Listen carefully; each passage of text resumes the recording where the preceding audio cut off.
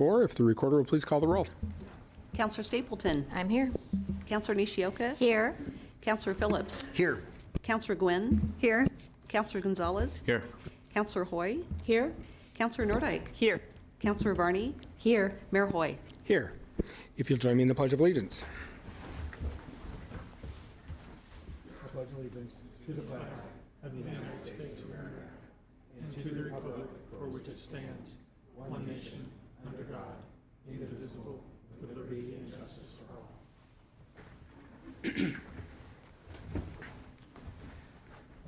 all. All right. I would like to open it up for nominations for Council President. Councilor Phillips. Thank you. I would like to nominate Councilor Virginia Stapleton. Thank you. Councilor Phillips has nominated Councilor Stapleton for Council President. Are there further nominations?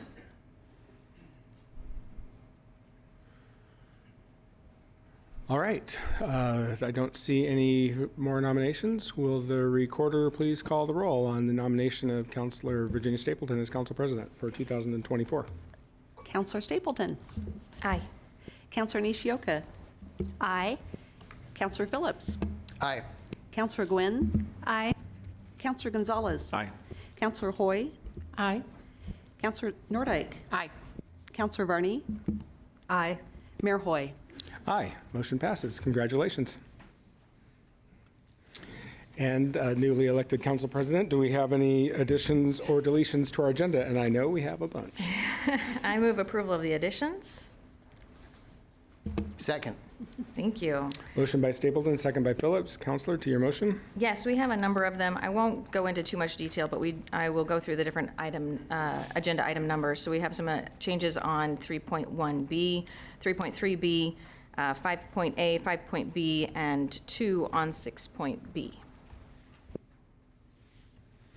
Is there further discussion? Will the recorder please call the roll? Counselor Nishioka. Aye. Counselor Phillips. Aye. Counselor Gwynn. Aye. Counselor Gonzalez. Aye. Counselor Hoy. Aye. Counselor Nordijk. Aye. Counselor Varney. Aye. Counselor Stapleton. Aye. Mayor Hoy. Aye. Motion passes. All right. It is now time for council and city manager comments. Do we have any? Councilor Stapleton.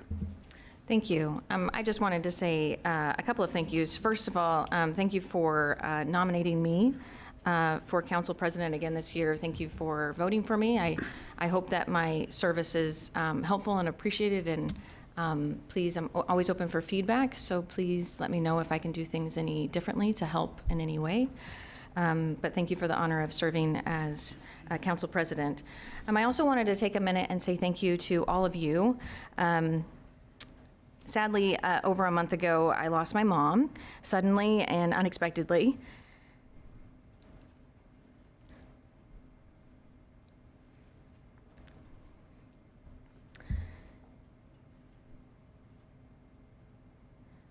And I wanted to thank all of you. You know, recently in politics, when you look around the world, there's just so much infighting, and that's really all you hear about. But for me, this council is just so high functioning and highly caring and invested in each other. I felt supported by each and every one of you in different ways. A couple hours after my mom passed, I had a meeting scheduled with the mayor. And of course, I texted him, and right away, he cleared my calendar for the entire week with the help of Tammy, of course, our beloved Tammy. And that was such a huge weight lifted from me and something I didn't know that I needed. So thank you so much for, you're just really good at that. You're really good at recognizing human need. And you saw something that I wouldn't have asked for, but something that I desperately needed. And you stepped in and took care of that for me. So I really wanted to thank you for that publicly.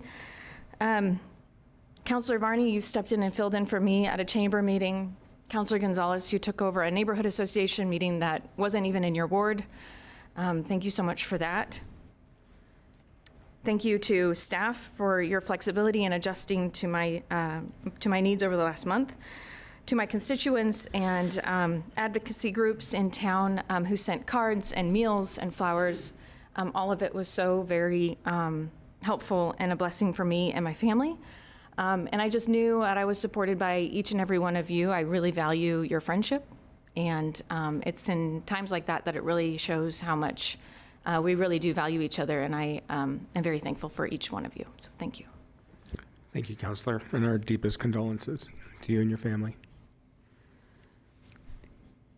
Counselor Phillips. Thank you, Mayor Hoy, and thank you, City Council President Virginia Stapleton, for your continued leadership, work, organization. I got to fill in for you once or twice last month, and the amount of additional time and work and some stress that goes with that is not insignificant. So it has been an honor to serve with you, and I'm so grateful for the work that you continue to do on behalf of our community, and I really look forward to working with you again for this next year. It's an honor to nominate you, and it's a pleasure to work with you. I haven't mapped out kind of the segue here, but you know, one of the things that I care about besides the city of Salem the most is healthcare in our community. And I've got a couple of aging parents in their 80s at this point, and just kind of seeing how that happens to everybody in our community, it has just reminded me of my guiding principle. And I know that as a city, we don't have a direct impact on this, but I still, foundationally believe that healthcare is a human right. I think that, the lived experience is something that we all share. And it's just, it's challenging with the news that we've seen over the past few months, that it would just be nice if we could find some common ground on those, those basic things. The thing I'm probably the most proud of doing in my time on council is a resolution, that this body took to adopt a position that healthcare is a fundamental right, and that is now enshrined in our state constitution. Indirectly, but I wasn't that what we did here did that, but it happened afterwards. So I just I feel for the people who are going through some things in healthcare. It's a busy time of year in the emergency room. I think I read somewhere that Oregon has the oldest per capita age in the 50 states. And so, we probably will see a bit more of this in the healthcare world. So I guess, the final thing to plug would just be do the, basic healthcare stuff that you can, get your flu vaccine, get your COVID vaccine, do your primary care. It's just, it helps us out too, because it does get extraordinarily busy at times on the front lines of healthcare. But thank you, everybody, for listening. Thank you, Counselor. Counselor Nordyke. Thank you, and I share in condolences for Council President Stapleton, of course. This will be a fascinating year to be on Salem City Council because of all the issues that we will be facing. And a lot of the issues that we face are the ones that cities around the state of Oregon are facing. Substance use. Many of us are looking to the legislature to address Measure 110. And I am one of many who is very invested in seeing how we can do better to serve people who are struggling and their families and everyone else who is impacted when they are struggling.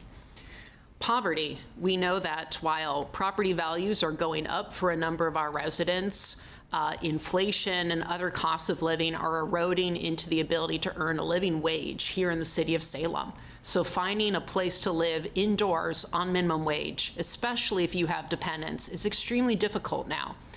I applaud our council for oftentimes unanimously supporting affordable housing projects. This council has done, in my opinion, an excellent job of looking at affordable housing projects that come before us.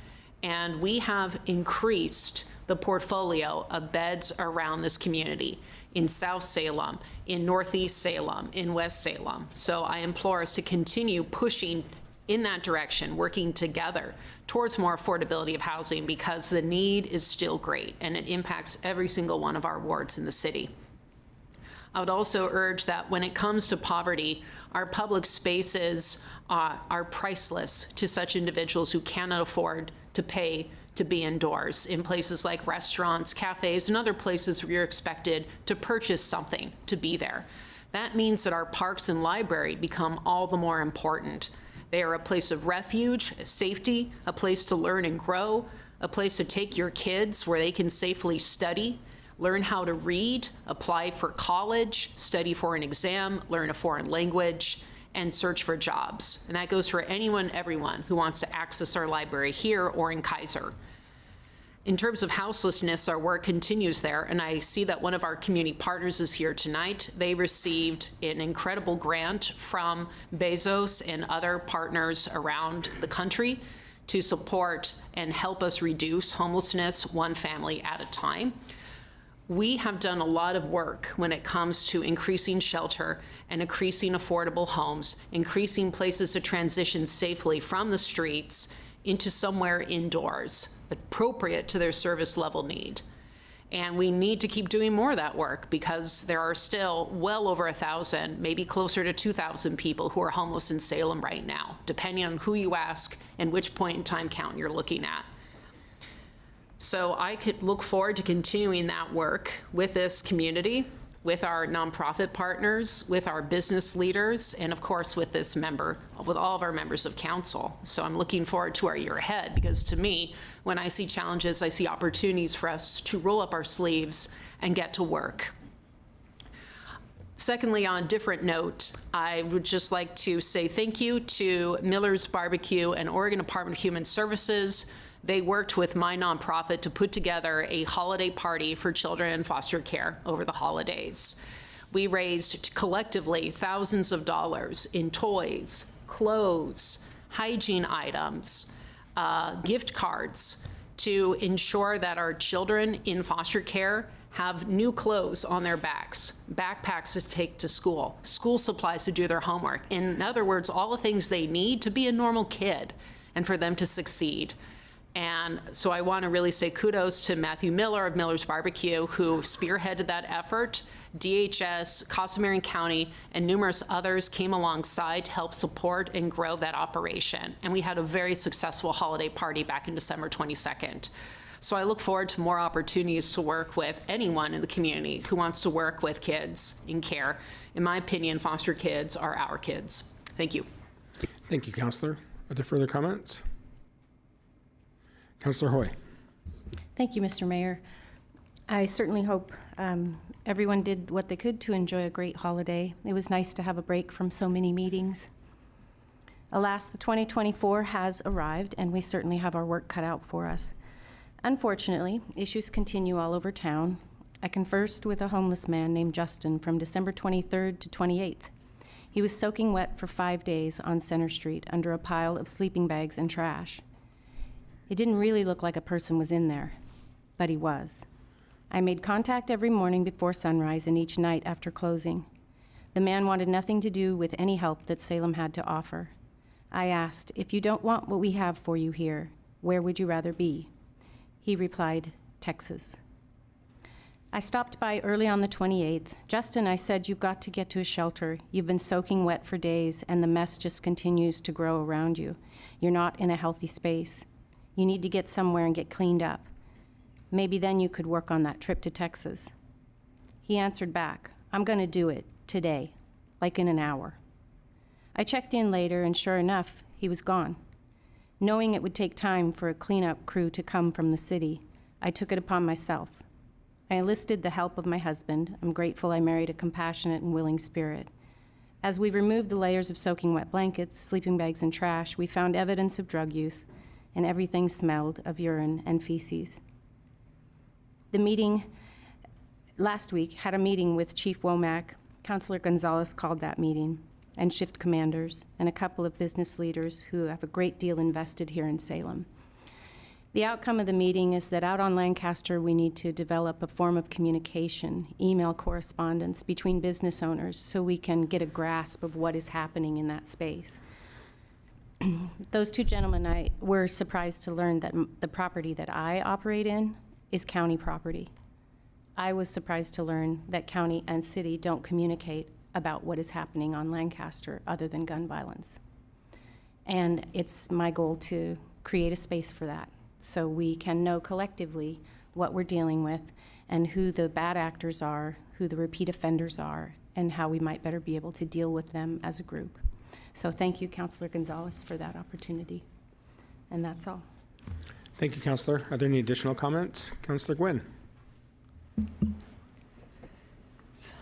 The new year is always a great time for reflection. As I looked back on this year, I remember people who reached out to me for information, help, or simply voicing a concern.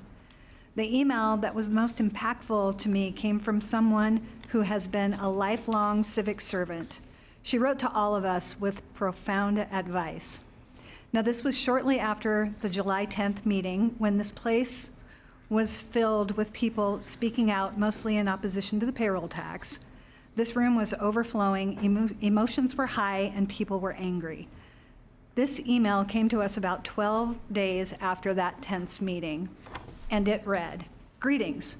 I've had the pleasure of meeting some of you doing wildfire and fuel load reduction presentations for Salem Fire Department's community outreach program. I'm not sure any of you know my background in local government, but I've been in public service as an elected representative in Marin County, community development staff in Olympia, Washington, and community engagement consultant in Sonoma County, California, spanning 4 decades. Why am I reaching out to all of you at this time? Because I feel obligated to share with you what I have learned, and this is now our home, after escaping the onslaught of wildfires where we had to evacuate 4 times in 3 years. We, collectively, are supposed to be the role models of civility, the proponents of decency and respect among colleagues.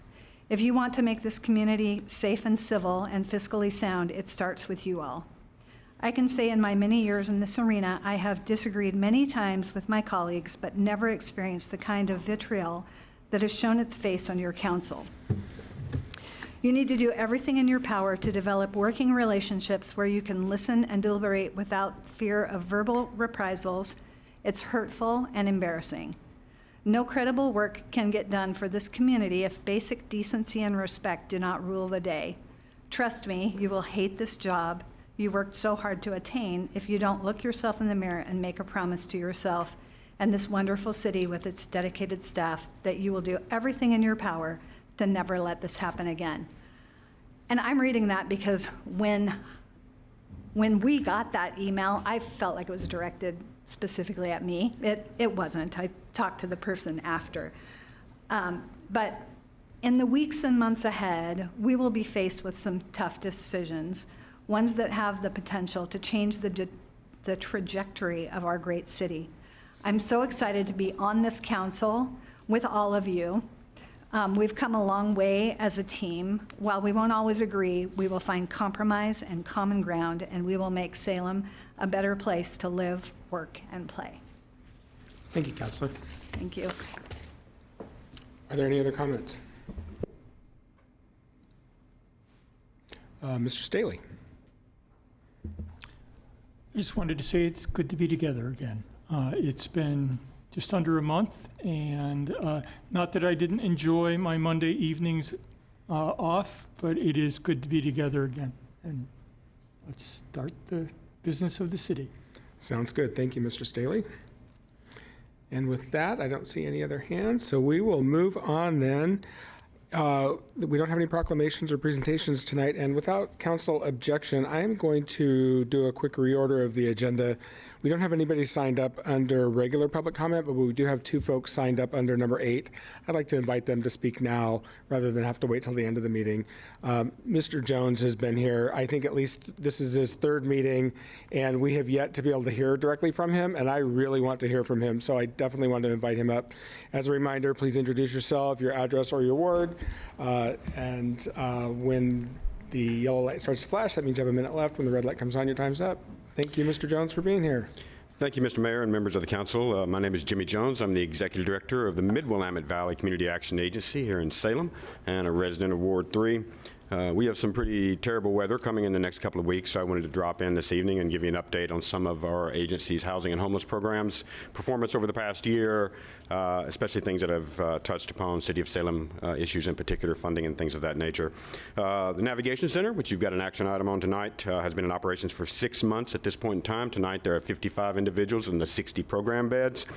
Since the project began, we've served 103 households with 111 people in it.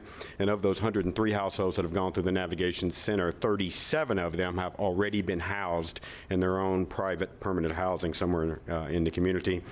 All 103 of those households have been engaged in services, and of the 103 households, 80 of them were directly from the street, which is about 77%. In addition to that, we also have the Arches Inn, which the City of Salem made a $500,000 investment in a few years ago. Last year, we served 157 households, 173 people. 36 of those have been placed into permanent housing. 157 of them received on-site services, and 97% of those came from the street. Tanner Project, which is our homeless veteran shelter, which we just moved to the Arches Lodge, which just opened this week. That is the companion project to the Arches Inn. 2023, we served 96 households, 96 people. That's a singles project for the most part. 58 of those 96 have gone into permanent housing, and 100% of those came from the street. Warming, you may know that there was an absence around the state of warming funds over the course of the last year. The mayor worked very hard. Many people across the state worked very hard to try to acquire additional funds, which we did, so that we do have the opportunity to provide paid warming through the course of the winter. We've only been open 3 days because, thankfully, although it's been very wet, it has been at least a little bit warmer in December. That promises to change a little bit. We've been open on 3 nights, providing services to 162 folks, and that does not include those sheltered at warming by our close partner, Seed of Faith Ministries, there on Medical Center Drive. Very quickly, in addition to that, we've been operating the prevention funds on part of the governor's order for the community. Our goal given to us by the governor's office was for 667 folks who were prevented from homelessness. We have served 672, which is 101% of the goal, at an average rental payment, I would add, of about $2,031 a month. And that is really critical to understanding what's going on in the community, because those are not very, for the most part, low-income individuals at the very bottom end of the low-income spectrum. There are, in many cases, folks who are working in bars and restaurants, Walmart, and that sort of thing, who just had something unfortunate happen that they can't really quite make sure that they can meet rent that month. And in closing, we also provided energy services to 19,348 people last year. That's light, gas, and water payments to low-income folks in the community. Thank you, Mr. Mayor. Thank you, Mr. Jones. I just want to thank you for all of your great work. The work you do saves lives in this community, and we couldn't do what we do without your partnership, and we really, really, really appreciate it. Thank you. Councilor Nishioka has something. Thank you, Mayor Hoy. Mr. Jones, Counselor. thank you. Not only do you speak very fast, can. it was difficult to gather all of those numbers. Would you be in a position to email the City Council some of those numbers? Because I would like to share it with my neighborhood associations. Councilor, I have those in writing, and I'll send them to the full council so that you'll have those for your reference. Thank you very much. You're welcome. Thank you. Councilor Phillips. Yeah, thank you, Mayor, and thank you, Mr. Jones, Jimmy, for coming down and sharing those important updates with us.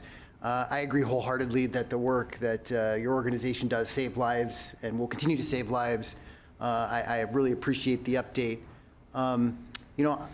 There are many people in our community, I would say, are very supportive of the work that you do and the idea that we need things like a navigation center and the services that you provide. But as we, as a community, look at our scarce dollars, I do find that there are people that are skeptical of that. And I think that seeing is believing. Like when we went and toured the pavilion the first time we did managed micro shelter sites here, and you could hear a pin drop and see 50 to 100 people be sheltered right away. It just changed people's idea of what we do.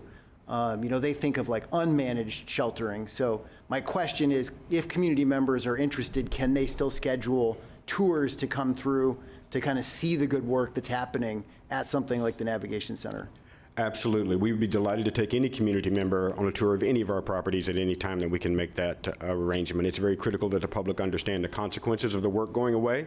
And as you know, it's very difficult to pay for the scale of the work that's taking place. So as an agency and as a continuum of care and others, we've adopted this philosophy. We're going to bring as many state dollars into Salem, many federal dollars into Salem, many private dollars into Salem as we possibly can in order to do something about this particular issue. I didn't mention it in my list of things that I was covering, but in November, we received $5 million from the Jeff Bezos Day One Foundation.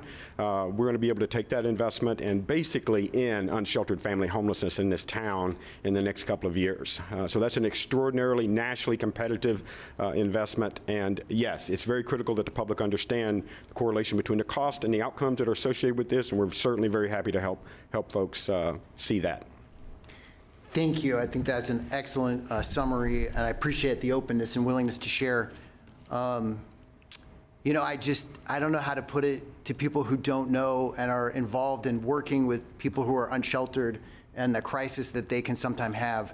Like, we depend tremendously on volunteer service for many aspects of, you know, being here in Salem, but there is just a level of work that it takes to provide care for you know, especially people that are unsheltered, that I think people just don't understand unless they can talk to people doing it firsthand. So I'm grateful that you guys are doing the work, but I think that, you know, work should be compensated. So I'm glad that you guys were able to get those competitive grants and that you guys are still doing the good work that you are here in the community.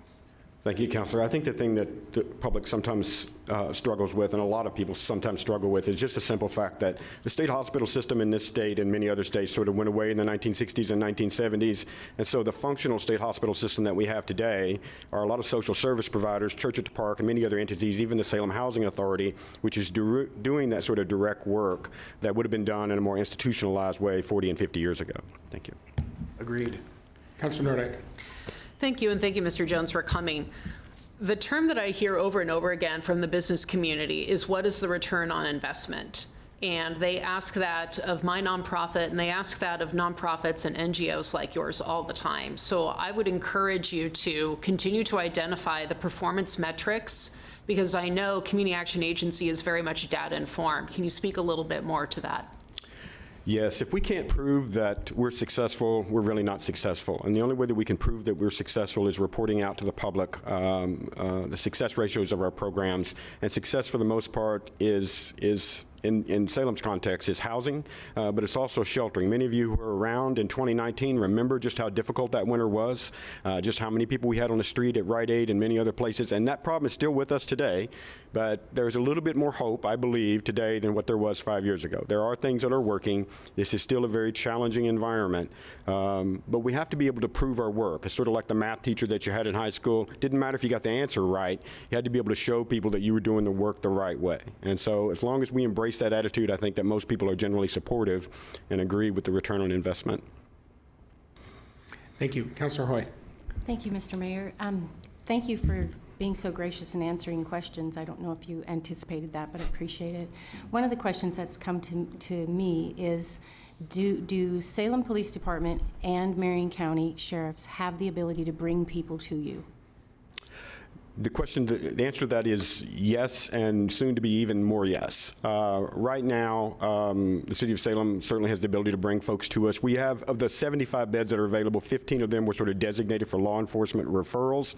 The problem with that model is that it was sort of trying to answer a problem from 5 years ago, and so we just sort of guesstimated how many of those beds in the navigation center would be successfully engaged by law enforcement referrals. Maybe 15 is too many. Maybe it only needs to be 10. But we do have a working MOU that's in the works with Marion County so that the county will be able to refer folks in, because the part of that yes that wasn't all the way yes is that we don't have a standing MOU in place with Marion County yet so that they can drop folks off there, but I hope to have that before the month is out. And you do have that with Salem PD then in place? We have an agreement with Salem PD. I'll have to go back and I have not reviewed that in quite some time, but I do know that we have a relationship with the police department to place people there. Okay, thank you. All right. Thank you. We appreciate your testimony. Thanks for coming down. Tim Cowan.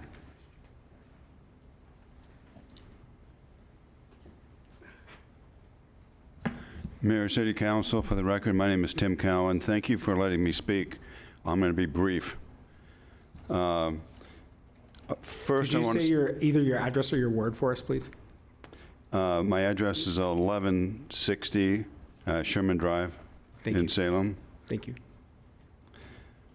I'm just going to make a quick comments and then on the Revenue Committee. First, I've been very impressed with coming to the City Council meetings. I have been very impressed with the staff that I've talked with. I think they're excellent and a great representation for the city. On the Revenue Task Force, I did submit an application, and if not selected, I still would like to volunteer to help with that. I feel a responsibility for that because I did pass around a petition. So if I'm going to take that particular position, I have a responsibility to make sure it still comes out okay. Couple things that were mentioned before. Those on us with fixed income and of our age, we have parents and other siblings and so on. As they get older, health becomes an issue. And we, on fixed income, we have to make adjustments based on what that income is. My spending is completely different than before. So I would look at one source of revenue for me is to reduce my spending. And that helps my revenue exist. Then one last thing kind of in summary, and I'll wrap it up. I attended a 6-day seminar at Harvard on changing the game, negotiations, and competitive decision-making. I spoke to the international attendees on negotiating. So here's a quick summary. I think each party that attends in a negotiation has an opinion. Instead of winning at the expense of the other party, you should use your skills to develop the results that no one thought possible. Remember, you can change the rules, but you can't stop the game. Special interest groups don't go away, they just adapt. So I would like to help in any way I can to help you with the revenue. Thank you much, Mayor. Thank you. We appreciate your testimony. All right, Councilor Stapleton, we are on to the consent calendar. Thank you. I move approval of the consent calendar. Second. Motion by Stapleton, second by Phillips. Councilor, to your motion. Thank you. Tonight we have items 3.1A, the December 4th, 2023 draft City Council minutes. Item 3.1B, the December 11th, 2023 draft City Council minutes. Item 3.2A, acquisition of property for the 2022 Safety and Livability Bond Bridge Rehabilitation Projects. Item 3.3A, appointments to the Citizens Advisory Traffic Committee, the Community Police Review Board, the Downtown Advisory Board, and the Salem Public Library Advisory Board. Item 3.3B, the lease with Mid-Willamette Valley Community Action Agency, Inc.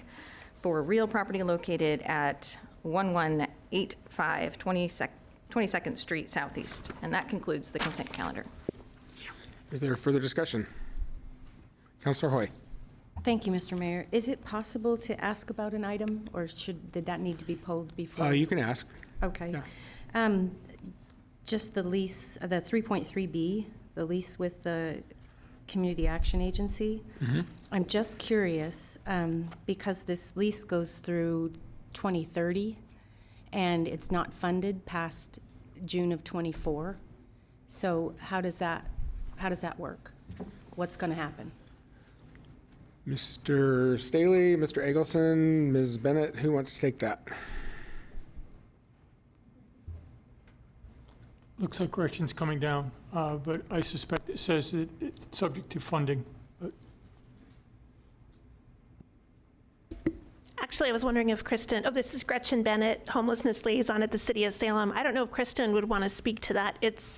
Her team did the great work on the lease, but it is subject to annual check-in and to subject to funding. We currently have a grant that could provide funding for the Navigation Center through June of '25. I don't know if you'd want to add anything on the lease terms. So what you said is correct. And when we drafted the lease, it was under a partnership arrangement with an assumption that this would be our partner for the operations. But it's all contingent on funding. So we have not had discussions at this point, should funding, whether it's our direct funding or funding from other sources, not be realized, then, what the next step is for that facility.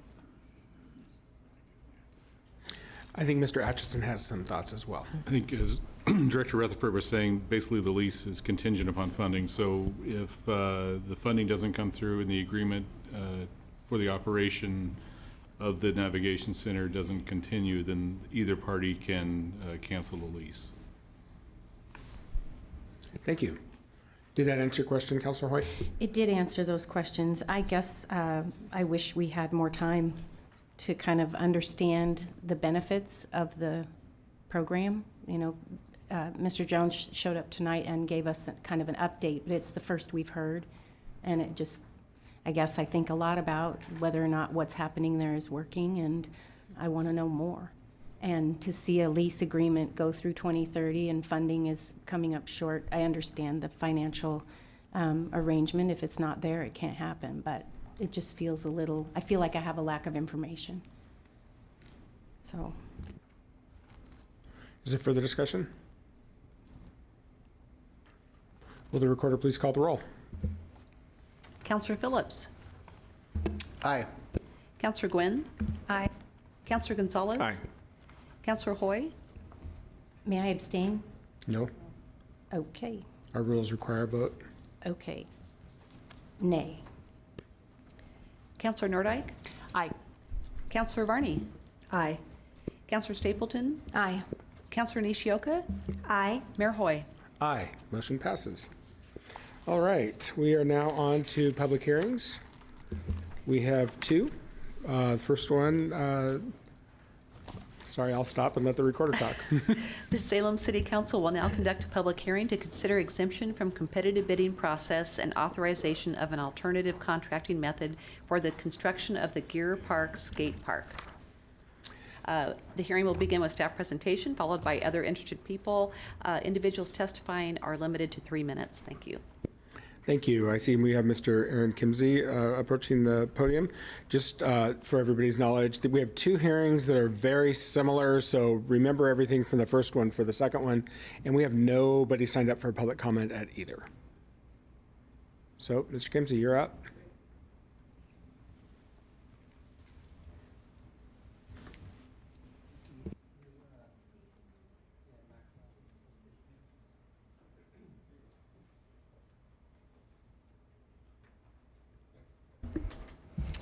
Good evening, Mr. Mayor and members of the council.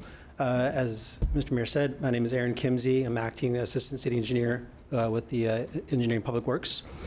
And I'm here tonight to seek approval for an alternative delivery contracting method for the Geer Park Skate Park.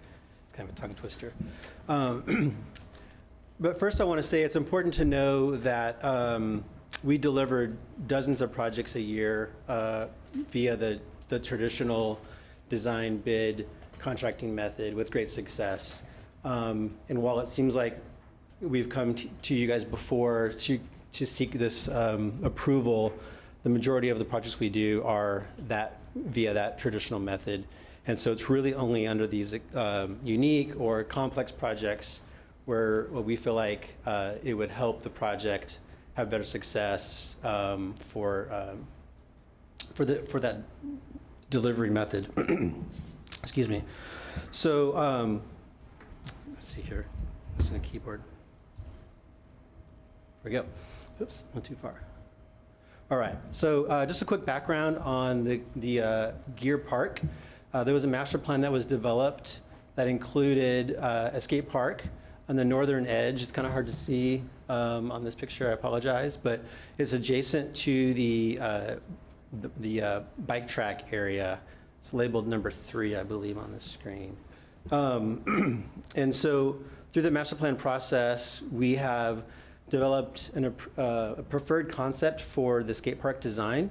And as you can see from this picture, on the right-hand side, there are some examples of skate park elements that would want to be as part of the project.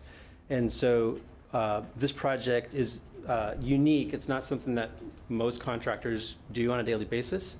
So it's all that more important that we get a contractor that, that knows how to construct this type of project so that it can be successful. And also along with that, a design team that has experience in developing and designing plans for a project like this.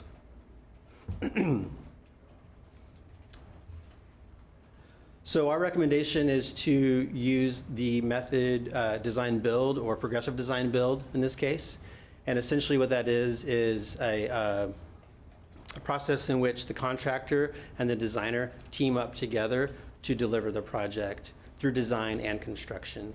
And so it's a single contract that the city has with the contractor, and we basically work through that contractor, and the design team is part of that team. And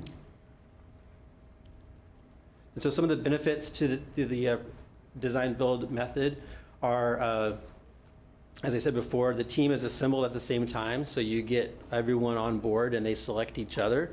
And so it's a proven team that's been on projects in the past and that we know that they can work together. It's a very streamlined process because we're able to have the contractor on board early with that design. We are able to go through that design process a lot more efficiently than we would if we had to do the traditional method. As I said before, it allows the contractor and designers to work together, and really, again, it allows for a faster project delivery and maximizes our results. And the great thing about design build is it provides a transparent budget process throughout the entire process. For the selection method, we issue a request for proposal that includes qualifications, experience, and also some price elements. So we know from the beginning of the project that we're selecting a contractor that has the experience to deliver these projects. And lastly, this is just a quick update on the project milestones. If we are given the approval to move forward with this method, we have a RFP ready to go out, and we would make that design build team selection early this spring, with design immediately following, so that construction can start as early as 2025, with completion in the fall. It's important to note too, just kind of as just a FYI, there's another part of Geer that's getting improved as part of the bond, and it's going to happen in parallel to this project. It wouldn't be part of the project, but we would be impacting Geer at the same time. So, Is that the dog park? yes. Yes. So with that, are there any questions? Any questions for Mr. Kimsey? Councilor Nishioka. Thank you. It's not a question.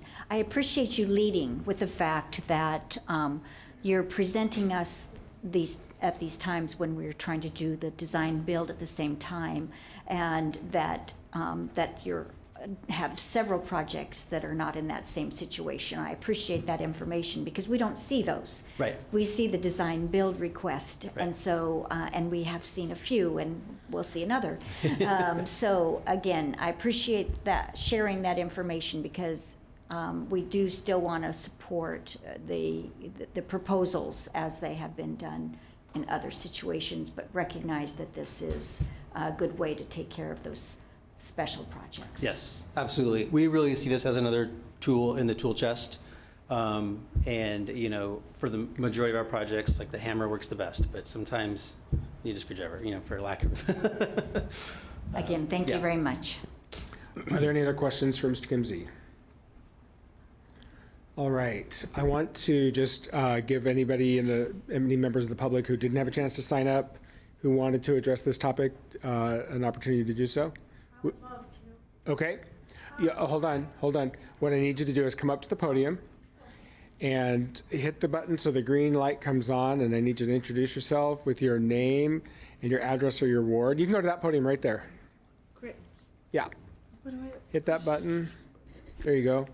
Okay. Introduce yourself, please. I'm Susan Houston, And I'm a garden designer, builder, strategic planner, done a lot of things in my life. And your address or your ward? Right now at work, I'm one of the owners of the Salem Golf Club. Okay. Yeah, so I build a lot of infrastructure. I've built buildings. I did lots of program development and construction for and facility design for the Sisters of Providence in Portland, mostly, and did a lot of building. And I just don't understand how, well, a couple of things. It kind of makes me nervous talking about this, but when we have projects, there's always a very important budget in the private sector. You know, it's meaningful. Linda would know that. You know, if something ends up costing $2,000 more, you always know why, or you find out why before you authorize it. I think you lose some of that control when you give someone a project without getting competitive bids on a design.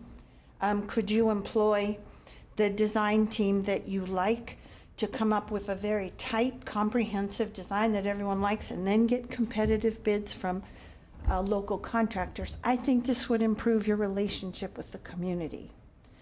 Everybody loves to see the things that the city does, but you get mixed responses from them. They say, oh yeah, I could have done that, you know, that cost this much, we could have done it in 4 days, or we don't have enough work, we should have done that, who knows who did it, or who designed this, and it was probably his son.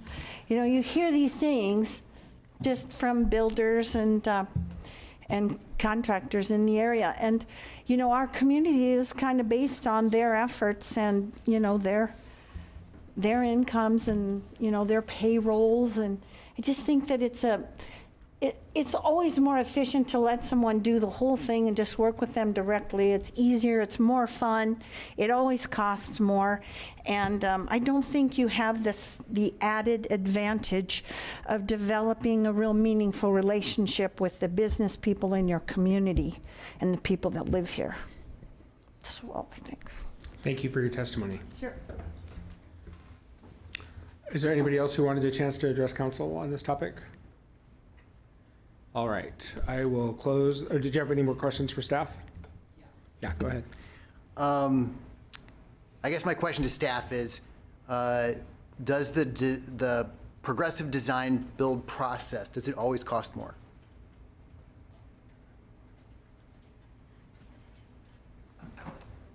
Oh, there you go. Now try it. We had too many mics on.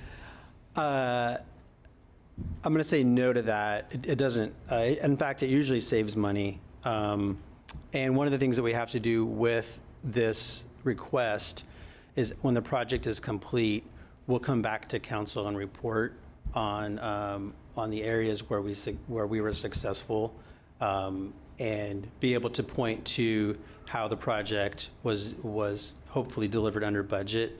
We've had great success with at least the 3 that I know of, the police, which was CMGC, library, which was design build, and then the Public Works Ops building. All 3 of those were delivered under budget. And in the case of the library, we were able to do a lot more than we initially thought we could do because of this method. So it really allows, again, for that collaboration to happen. We've got buckets of money we can move around during the process of design and construction and really do more and reach more of the goals that we have. Councilor? Thank you. It's my understanding as well that it frequently saves money and is more efficient and guarantees that you're not going to have overruns when you have these complex designs allowing people to work together from the beginning. So I appreciate that, getting that confirmed. I guess my last thing would be, in either process, the competitive or this progressive design build process, are we able to prioritize like local groups? I believe I've heard that there's some pretty strict laws that allow or dictate who we can and cannot prioritize. So under the Oregon public contracting law, we can't have a local preference. You can have preferences for different types of disadvantaged businesses, but you can't have a local contractor preference. And maybe Aaron can speak to the competitive bidding aspect that is included within the design build.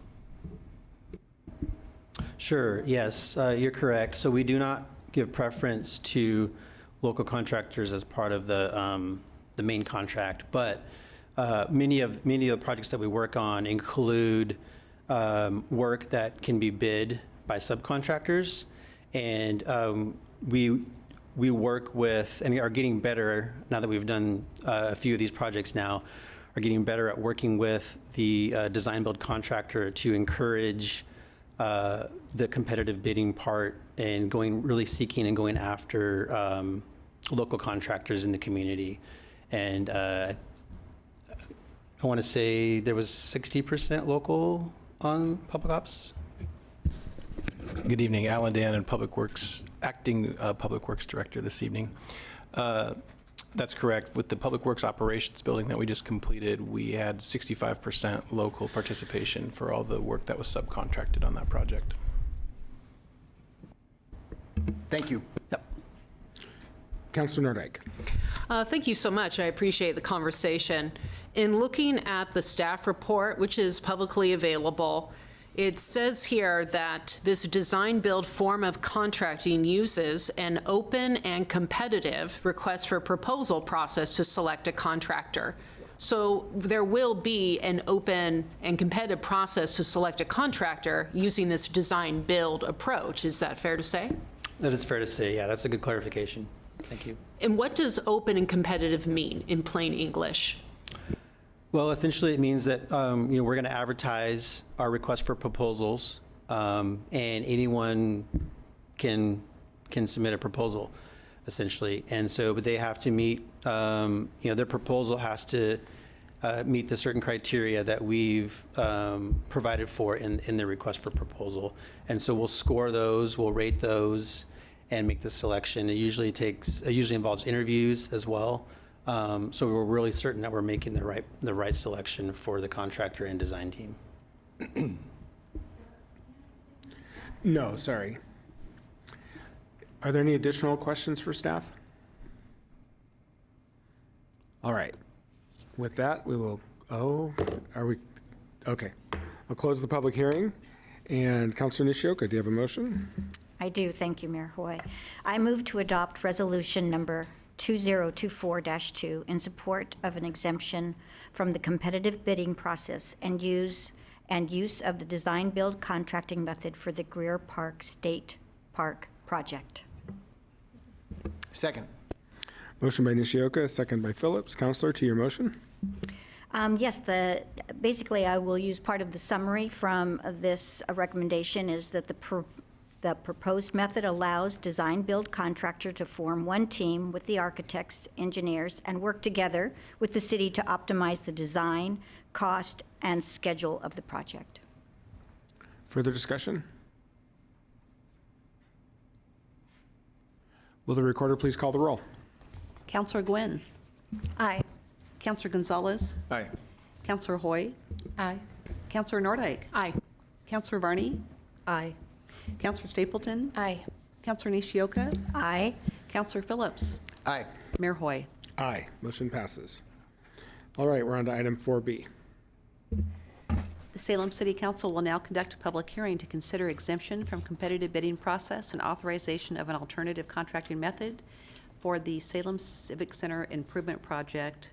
Again, the hearing will begin with staff presentation, followed by other interested persons. Individuals testifying are limited to 3 minutes. Thank you. All right, and I see we have Mr. Kimsey still at the podium, so if you hit that button and turn on the green light. Hello again, I'm back. Okay, so some of these slides will look familiar. Once again, I'm here to seek approval for alternate delivery contracting method for the Salem Civic Center project. As I said before, this is still, even though if you feel like we've been here before, this is still a unique process for us. And as I said, we deliver many projects throughout the year via the traditional method. So this is still a unique process. All right. There's no way you guys are going to read that, but essentially, I wanted to provide a brief background of this project and what this slide is basically saying is that the building is deficient structurally and that it's not going to survive an earthquake. And so the project is going to provide recommendations to the seismic upgrades that are necessary to strengthen the structure. And we, as we presented last month, we've done some pre-designing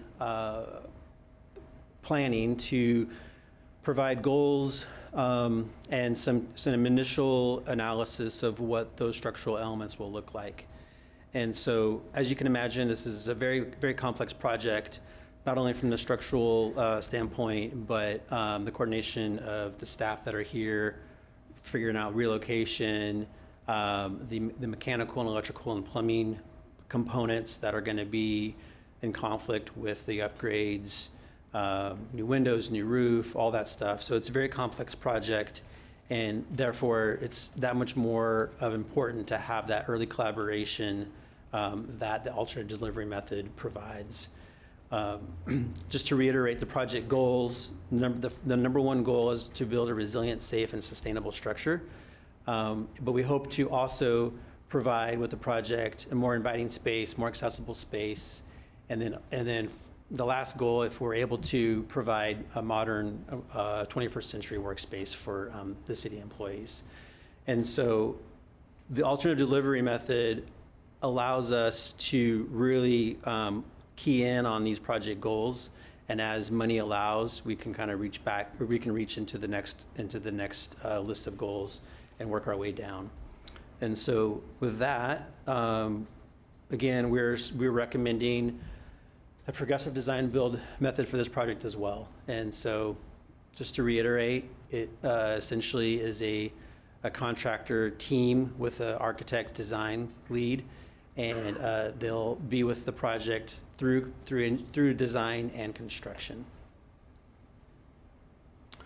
And so some benefits of that are, as I said, team is assembled at the same time, so everyone is on the same page right at the very beginning, and allows for all that collaboration to happen with city staff and the designer and the contractor. Streamlines the process, allows for faster project delivery. One of the nice benefits specifically for a project like this is that it allows for some of the challenges to be exposed early and resolved early as well. So with the regular design bid method, sometimes those challenges don't come up until you're in construction, and then you have to figure out how to resolve them. But with this method, a lot of those things can be figured out early on, and so that puts less risk on the city, the owner. As I mentioned before, it's a transparent budget process, so the contractor provides a guaranteed maximum price for the project, and then they deliver based on that price. And that's a contract that we sign with them. Similar selection process to the skate park that we previously discussed. An RFP will go out, a request for proposal, and it will be based on their qualifications, their experience, their past work as a team, and then it will also include some price factors that we can make our best selection for on the project. And just real quick, these are similar timeframes to what you heard in December. It's a pretty aggressive schedule, but if we are able to get the approval for this method tonight, we will immediately go out with an RFP, and likely in February, and make a design build team selection this spring, moving forward with design through the spring of 2025, with the goal of starting construction in summer of 25.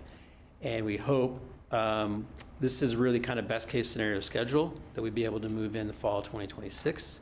But we know that there's always challenges in construction, so wouldn't be surprised if it was early 2027, but this is what we have right here so far. So with that, are there any questions? Questions for Mr. Kimsey? Councilor Gonzalez. I just have a question. If this method is, it sounds good, why don't we use it on everything? That's a good question. So it's really, it's a developing method for sure, and it's kind of set aside for those more complex, more unique projects where you need to have that that contractor involved early. For this project, where we have well, most projects have a defined like a number of what the project can afford or how much money you have to build a project.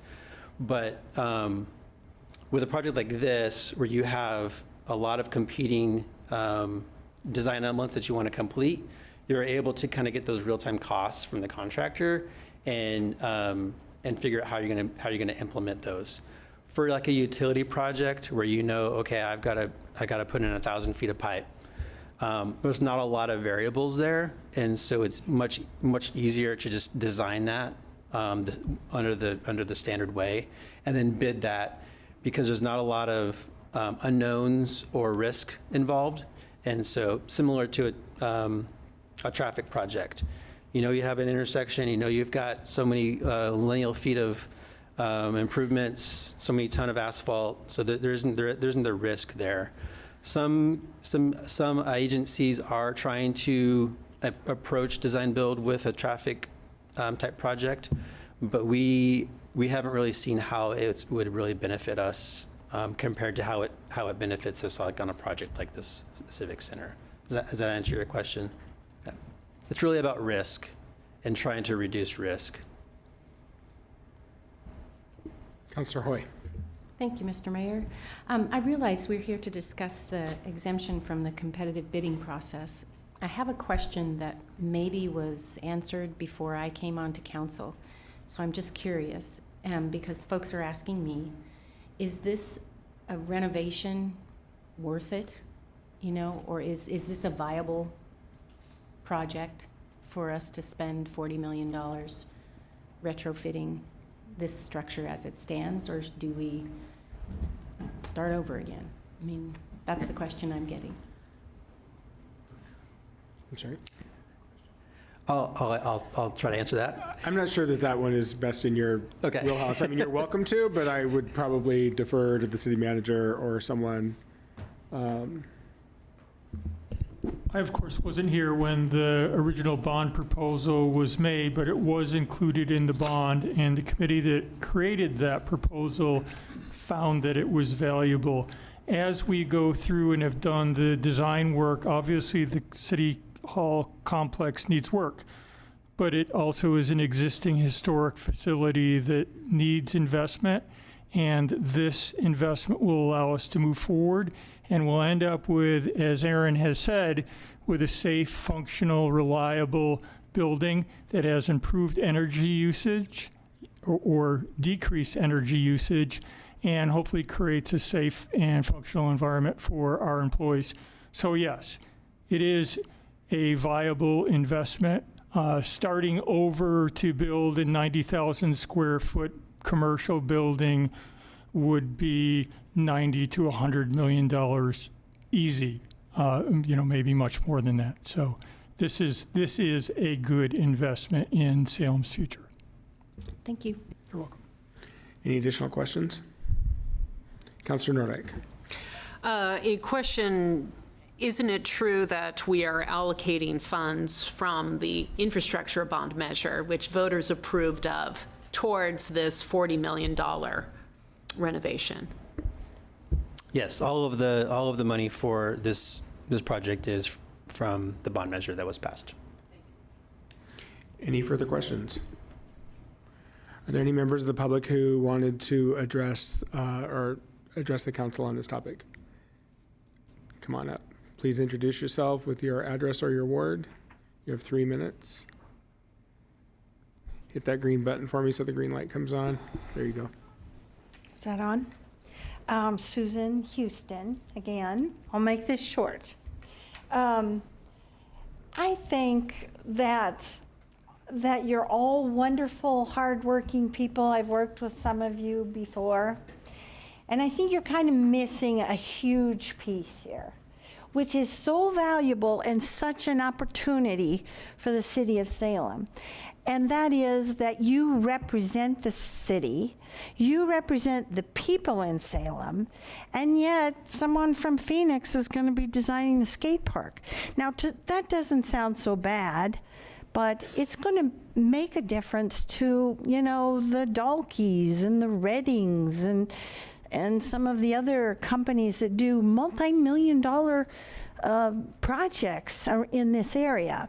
Your building and safety and inspectors will all be inspecting these projects. It's a great dialogue for city managers and council members and the community, and in fact, some of the most important people in our community. When you have a big project, Phil Sedercase designed this building a long time ago. He's, I think, considered a historic architect, and you know, he hasn't been dead very long, but he has a whole you know, portfolio of very important buildings that have been environmentally savvy. You know, they're a little edgy, but every building project you do can always be economical if you're careful about the steps you go through. You have the inspectors, the planners, the safety people right here. It's easier to build a project with someone who's in Salem. You talk about a timeline. Well, if people know that this is how much time you have and they live here, they're proud of it, they're doing it, they're getting other local people to help out. I just think this should be considered as not just a project bid, but kind of a liaison between, you know, all of the people that you work for and work with and live with. Thank you. Thank you. Is there anybody else who wanted to address the council on this topic? All right, are there further questions for staff? All right, I'll close the public hearing. Councilor Nishioka, do you have a motion? Yes, thank you. I move to adopt resolution number 2024-1 in support of an exemption from the competitive bidding process and use of design-build contracting method for the Salem Civic Center project. Second. Motion by Nishioka, second by Phillips. Councilor, to your motion. Thank you, Mayor Hoy. I have the privilege of working on this committee, and I will tell you, this is a big project. And not only trying to find ways that save funding for the design build, but also the process that the city staff are going to have to go through in moving out, finding someplace else to be, and continuing the workload that they have, and then coming back in here. And so I think that any ways that we can be more efficient will be critical in making sure that this very steep timeline that has just been given to us to be able to be successful. So I feel that even though I respect the comments that have been made by the public, and most projects are in the regular bidding process, again, these select ones I think are important when it is more of a specialty situation. Thank you, Councilor. And I guess I would just say that I haven't heard anything in this, whether we do the traditional method or this modified method, that would indicate where the contractor is going to be coming from. I think that local folks have the same opportunity under this process as they would the traditional process. And I don't think that there's anything that makes it more likely that somebody from out of town is going to get the winning award. So Thank you for adding that. Further discussion? Councilor Phillips. I'm supportive of this project. I mean, I think the voters have spoken pretty clearly. It was clearly identified as a project on the list of $300 million that were approved by nearly 65% of the voters. I mean, I think it's important to shore up the safety for all of us who work and utilize this community center. And I mean, you know, protecting that human capital that is the staff here, you know, during an event that, you know, may not happen for another 100 years, but it may happen at any moment is a big deal. I think it's just important for the public to understand that just because we're using the progressive design build process as Councilor Nordyke and staff have confirmed, this is still an open and competitive process.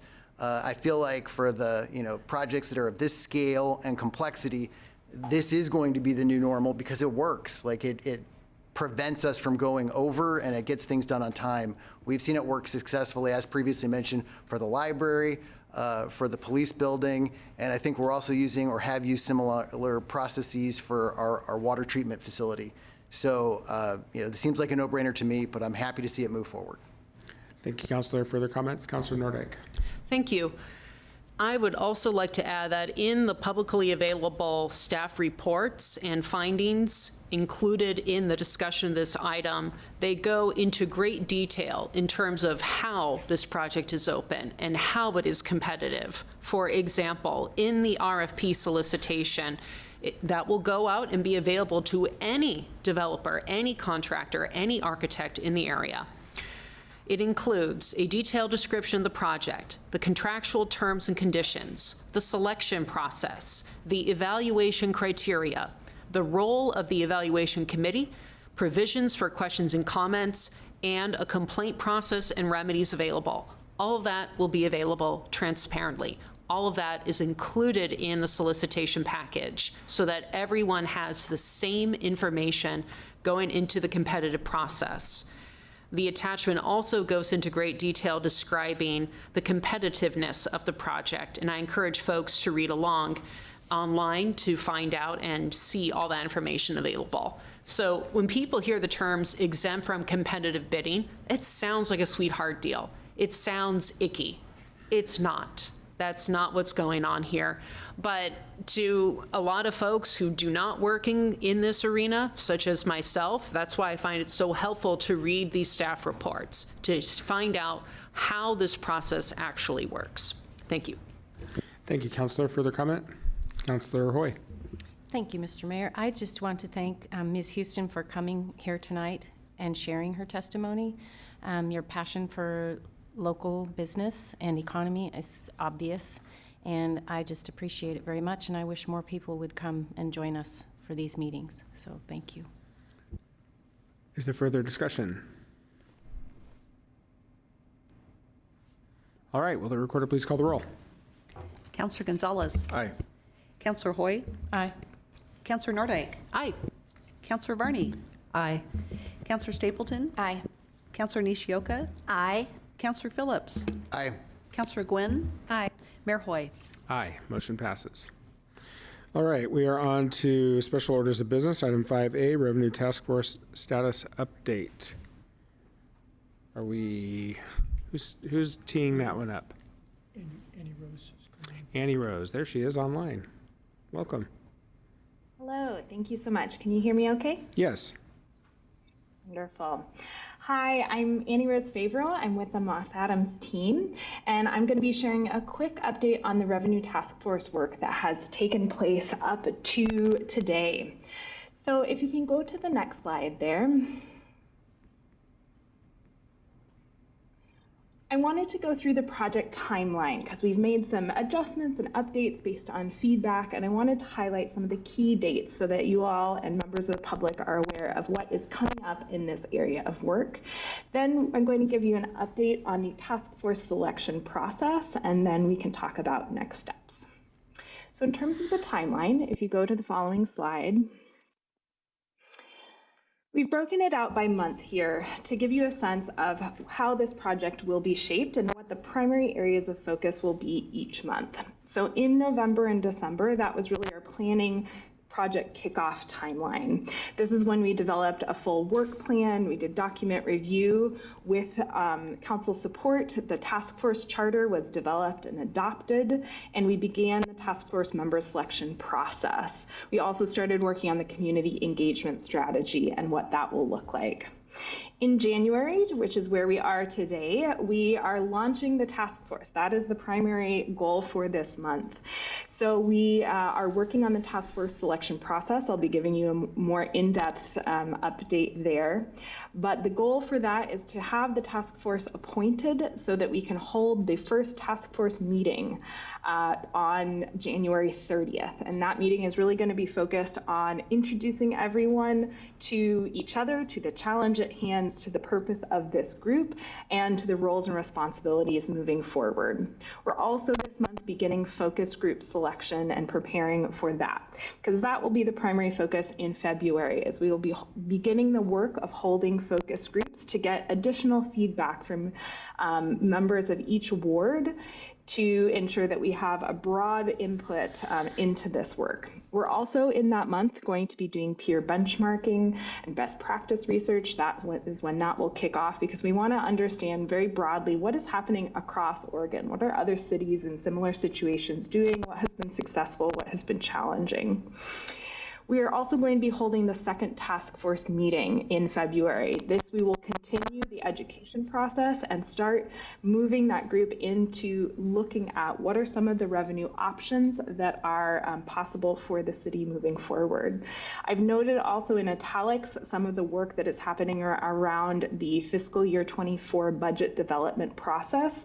One important thing to note here is that that is fully outside the scope of the revenue task force, but obviously those are thematically related to each other, so those are noted here as well. Then in March, we're moving into doing additional community input. We're going to have the community survey going out in March. This is when we'll also be finishing up peer benchmarking and best practice research, and that community survey is really going to be focused on understanding and getting a representative sample from members of the community to understand community priorities and inputs for this work. That will not be an open community survey, rather that will be run so that it will be statistically significant and representative of the community more broadly. We will also be holding task force meeting number 3 on March 18th, when we'll be fully into deliberations with that group. If you go to the next slide, we have the last 4 months of this work. So in April, this is when we will hold town hall meetings. We have those on the 10th, 16th, and 23rd. 2 of those will be in person, 1 of those will be virtual to increase access.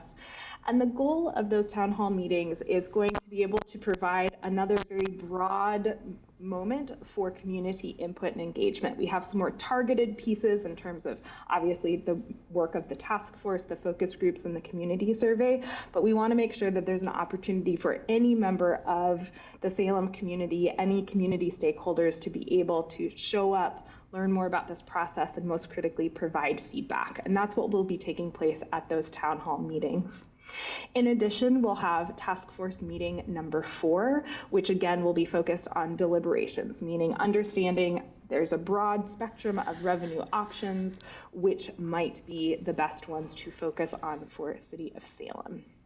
In May, that's when we're going to move into developing, the task force developing their recommendations. And so that task force meeting number 5 will be happening on May 21st. And that's when this group will really start to wrestle with the question of what revenue options do they wish to recommend and bring forward to City Council. In June, again, that will be the primary focus. We will have 2 task force meetings then on the 6th and the 26th to ensure that that group has sufficient time to really deliberate and come to a good set of recommendations to bring forward. One thing to note is that we do expect that the task force will have work between meetings. We don't anticipate that all of the work will happen just in these meetings, so there may be additional work outside of that they will be participating in as well to ensure that they're well set up to make the best use of that task force meeting time. And then finally, in July, moving into August, this is when the recommendations will come forward to City Council. We're having a dedicated session on July 15th on this topic. And then we note that there will be a council meeting on the 22nd for additional conversation. And obviously that can move throughout the rest of July and into August. But really that is when the work that will culminate in terms of that task force recommendation will be brought forward to council. So that's the timeline update, and I can keep moving into the next. I think there's only one more slide before seeing if there's any questions. So I did want to give an update on the task force selection process. So we opened up the task force application in December, and it was open through the beginning of January. We received 157 applicants. And thank you so much to everyone who filled out the application. We so appreciate the engagement that we saw across the board. Really impressive slate of applicants that came in. As part of this process, each member of City Council has been asked, as you know, to select 2 appointees and a potential alternate for consideration at the Board and Commission's Appointment Committee that will be taking place tomorrow. During that committee, that group will select 20 to 30 members who will be broadly representative of the Salem community. That is the goal. So that committee will review the applicants and make a recommendation. That recommendation will then be brought to City Council on January 22nd for appointments, so that we will be prepared for the January 30th meeting. So it's pretty quick turnaround time. We very much appreciate all of your support to move this work forward. So that is the last piece I wanted to share. Apart from on the last slide, there are some next steps that I've already referenced. Doing that task force appointment will happen on the 22nd. Then we hold the first task force meeting on the 30th. Then we really move into February into that focus group selection and the second task force meeting, which will be on February 22nd. And the next time you will hear from me generally will be at the next council status update on February 26th. All right. Are there any questions? Councillor Gwynn. I had a couple. The meeting tomorrow, is that a public meeting that will be broadcast on YouTube and all of that? Yes, I believe so. And same question goes for task force meetings. Are those going to be public meetings broadcast for the public? Yes. Thank you. That's it. Are there any additional questions? Councillor Nordyke. Thank you. I think my questions are along the same lines as Councillor Gwynn's. There is a lot of interest in the transparency of these meetings. And what I'm hearing from you is, in addition to the great points raised by Councillor Gwynn, that there are focus groups, town halls, and a community survey that are also up for discussion as part of this task force. Did I hear that right? Because that was a barrage of information all at once. Thank you so much for allowing me to clarify.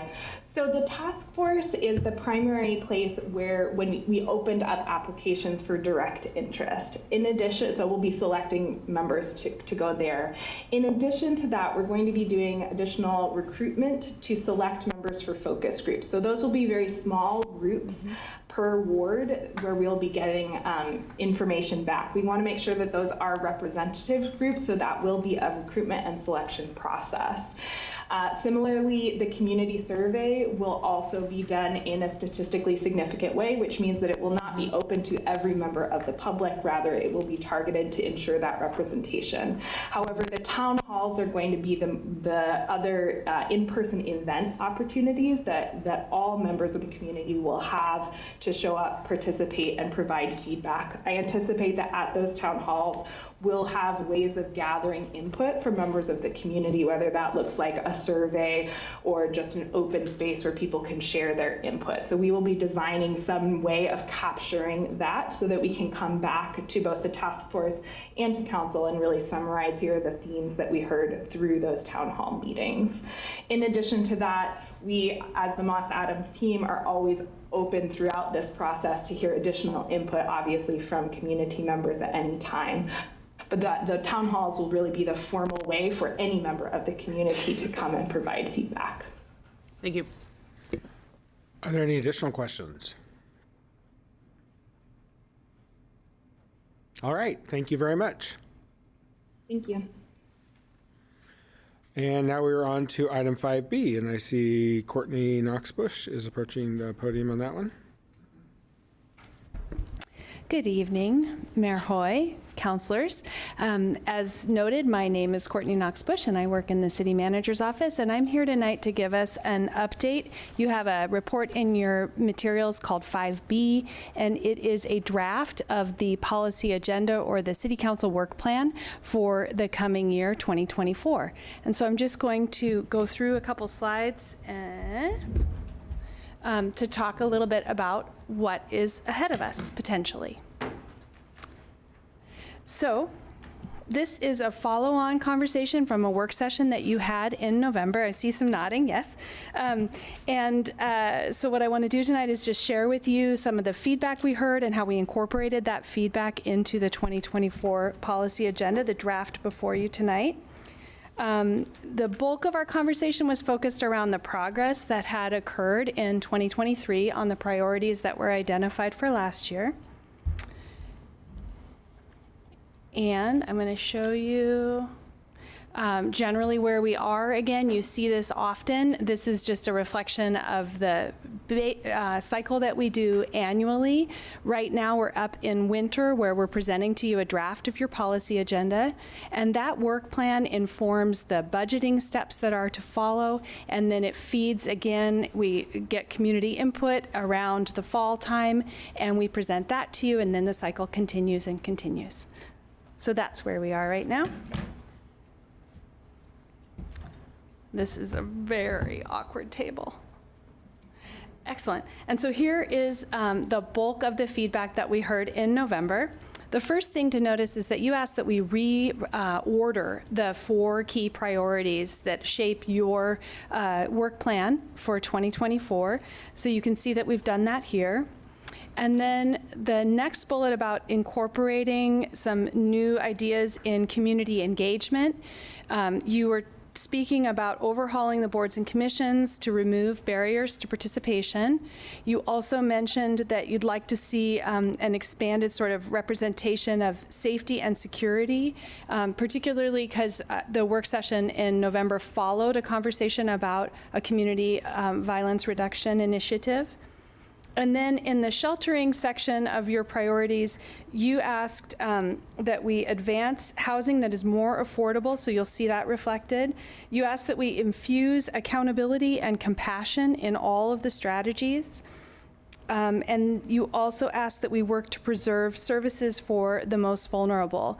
There was also a brief mention about including housing options, in the housing options, including protections for mobile homeowners. And that's something that's shifting also into the legislative agenda that we're going to be bringing to you at January 22nd. So the other thing is that you also asked for a broader conversation at a future work session, which will be on February 20th, about housing and homelessness and all of the work that we're doing with partners in the community we spoke about earlier briefly. You wanted to know a little bit more about who is homeless in our community, what some of the root causes are that we're seeing, and what the partnerships are that we're building to address them and how they're working. So all of that will be part of what you'll see in February when we have a work session on that topic. So what does that look like in sum? So we will lead with the sustaining infrastructure and services priority area. This is all in your packet in more detail, but I'll just point out the key changes. We're retaining and expanding the revenue conversations, which we've only just had another update about, and retaining the commitment to bond progress and reporting that progress, which we already had, and then expanding the lowering expenses conversation. So that's a little bit, it's got a couple more words, directs a little bit more firmly and broadly that work.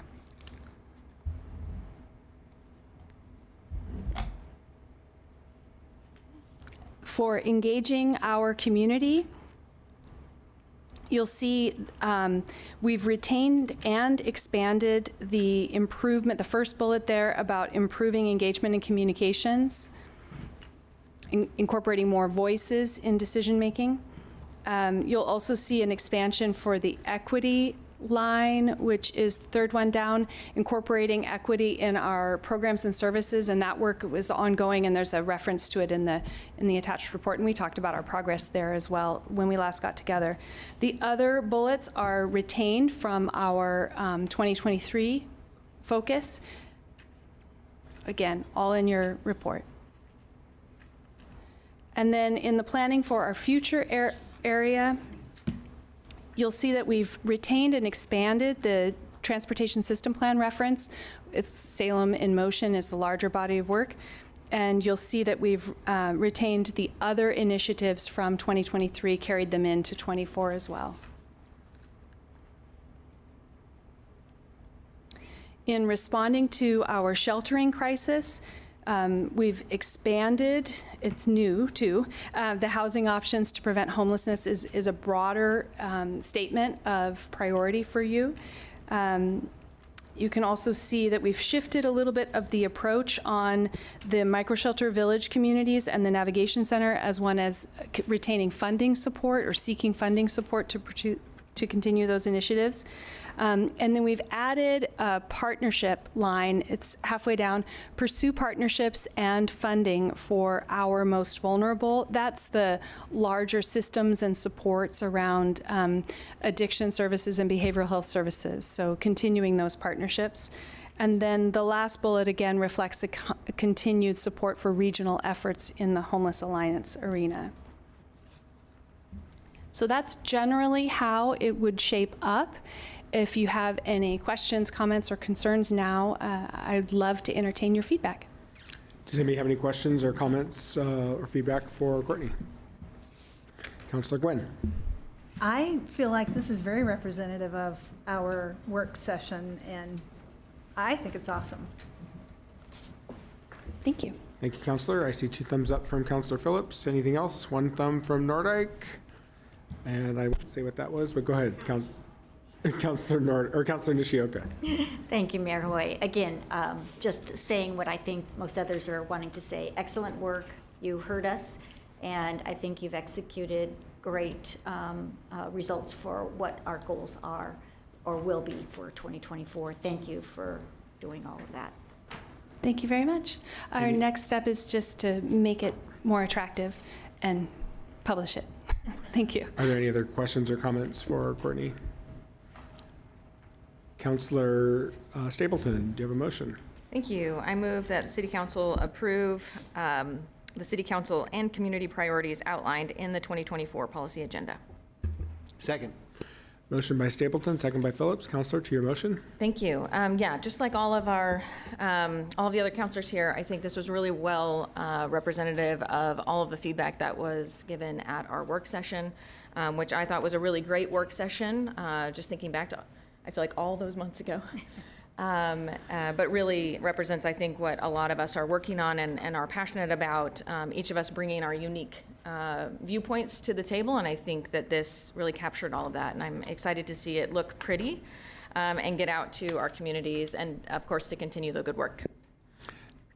Excuse me. Thank you, Councilor. Is there further discussion? Will the recorder please call the roll?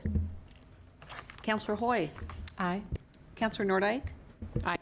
Councillor Varney. Aye. Councillor Stapleton. Aye. Councillor Nishioka. Aye. Councillor Phillips. Aye. Councillor Gwynn. Aye. Councillor Gonzalez. Aye. Mayor Hoy. Aye. Motion passes. All right, we are on to information reports. We'll go through those in order. Is there anything on item 6A? Item 6B? Councilor Nishioka. Thank you. Yes, I would just like to hear from our city councilor, our city attorney, excuse me. I'm a city councilor. I'd like to hear from our city attorney as far as the recent testimony that came in questioning some of the concerns. So if you would be kind enough to give us some information about these rules changes, I would appreciate it. Sure, Dan Atchison, City Attorney. So the Council Rules Committee met several times over the past year to review the rules and look at potential changes to the rules. The report that you have is the committee's report on their recommended changes. I think some of the public comment we received concerned some of the rules regarding testimony at public meetings and public hearings, as well as potential changes to the council call-up or council review procedures. The changes to public testimony in the rules, or proposed changes, I should say, are really more of clarifications than they are of anything else. They are consistent with our current and past practice. What they do essentially is say that if a group, such as a neighborhood association or an applicant who may have an architect, a land use planner, an owner, come up to testify in an application, they get a certain amount of time at that land use public hearing. That group gets that amount of time, whether it's 15 minutes, 5 minutes, 7 minutes, whatever it might be. Now, individuals can also testify on their own behalf. So if you're a member of a neighborhood association and you're speaking on behalf of that association, you get the neighborhood association's period of time. But you can also speak to sign up on your own behalf as well. So there's no change in that. The intent of the rule, the intent of the change of the rule is just to clarify that. There's another rule change regarding land use proceedings. In the past, the City Council may hold an initial hearing where all evidence and all testimony is allowed. Once that hearing is closed, you might keep the record open for 3 weeks where people can submit new testimony, and we have that convoluted 3-week period where you have new evidence, then rebuttal, and then applicant's final written argument. Oftentimes, folks will submit testimony that introduces new evidence after it's already been prohibited. What we've done in the past is we will let the person know that, hey, you've submitted this piece of new evidence, it's not allowed. We can't submit it to council. You have an opportunity to change it. That doesn't come up very often. I can think of only 1 or 2 instances since I've been with the city in 2007 where we've had to address that with folks submitting testimony. Last year, we had an objection from a neighborhood association that said staff didn't have the authority to do that. They said that the evidence should be submitted to council, let them decide whether it's new evidence or not. In my opinion, that's sort of like once the bell is rung, you can't unring it. You've already heard that testimony, so we have taken the discretion to review that testimony on ourselves and said, no, this shouldn't go to council, and we've not submitted it to council. This rule clarifies that staff has the authority to do that, and that's up to council's consideration. If you don't want to have us do that, we're welcome to leave everything in the record, and then we may make objections to certain evidence that's submitted, and you'll have to decide whether to include it in the official record, and I'll give you an admonishment that if it doesn't belong, then you shouldn't be considering it. The call-ups are a little bit more complicated. Currently, under our land use code, there's a variety of types of land use decisions that City Council can call up for review. So you may have a final land use decision from the Planning Commission or the Planning Administrator or someone like that, and it'll come to you as an information item. You'll have an opportunity to call it up. What that means, it'll be a public hearing before City Council. Several times over the last few years, I think there's been some frustration with by members of the public and frustration with councilors that for certain types of applications where you can only apply clear and objective criteria, you oftentimes can't consider some of the community's objections to applications because the law says that if it is a certain type of application, such as needed housing, you can only apply these clear and objective criteria, and your discretionary ability to impose conditions or even outright reject a proposal just isn't present. That's one of the reasons that the committee looked at for reviewing the call-up procedures and saying, is it proper for council to hear those hearings, raise the public's expectation that you can actually deny an application where in reality the state law says you can't. There's if you look at the revised table that was sent out in your additions packet, it has an expanded list of the types of applications that are subject to call-up and the types of applications that the committee is recommending that get eliminated. As part of that, if you're going to eliminate your ability to call up an application, it would also eliminate the appeal to council for that as well. That doesn't have to be the case. You can always have people continue to appeal those types of applications to you, but you're going to face that same sort of conflict for those needed housing applications where you can't do much about it. So that's in a nutshell is where we're at with call-ups. It is a little complicated because you had asked a question privately about like short-term rentals. And you get concerns from constituents when a short-term rental is presented to the neighborhood. And Lisa, I might need your help on this one. But essentially, there are different types of rentals. There's a short-term rental where there's no host present. which is like a true Airbnb sort of model, and then there's another type of model where you're just renting a room in your house, a bed and breakfast sort of model. If the owner is going to be present at the rental, going to live there at the same time they may have guests staying there, it's a permitted use, or I should say a special use in most zones. So that means that there's no land use application. Those don't come across the planner's desk. Those don't come across the planning commission's desk, and they wouldn't be, there's not a decision for you to review, so that's not changing. For the more commercial-oriented rentals, the Airbnb sort of thing, those are conditional uses. And those are, right now, are subject to call-up by council and would continue to be subject to call-up by council.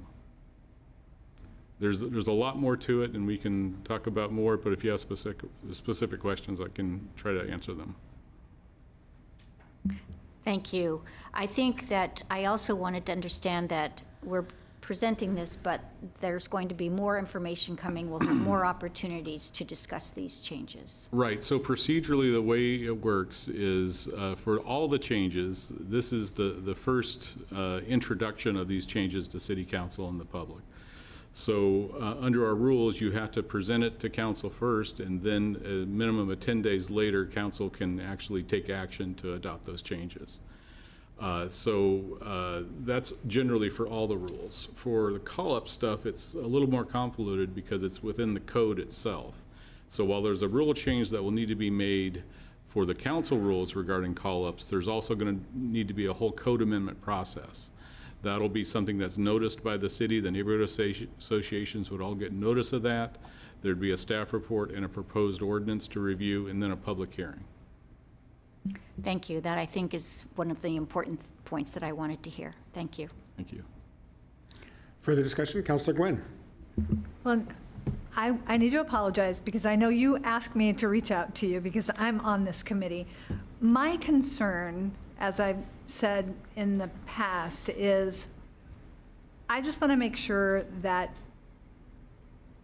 there's not just one person, like if there's a tree variance or a sign variance, or one person that's going to be judge and jury, and our residents have no other remedy or reconsideration. Does that make sense? No, I understand what you're saying. Yeah. I think I can address that. So that is my concern. Under Oregon's land use process, a vast majority of the decisions are issued by the planning administrator.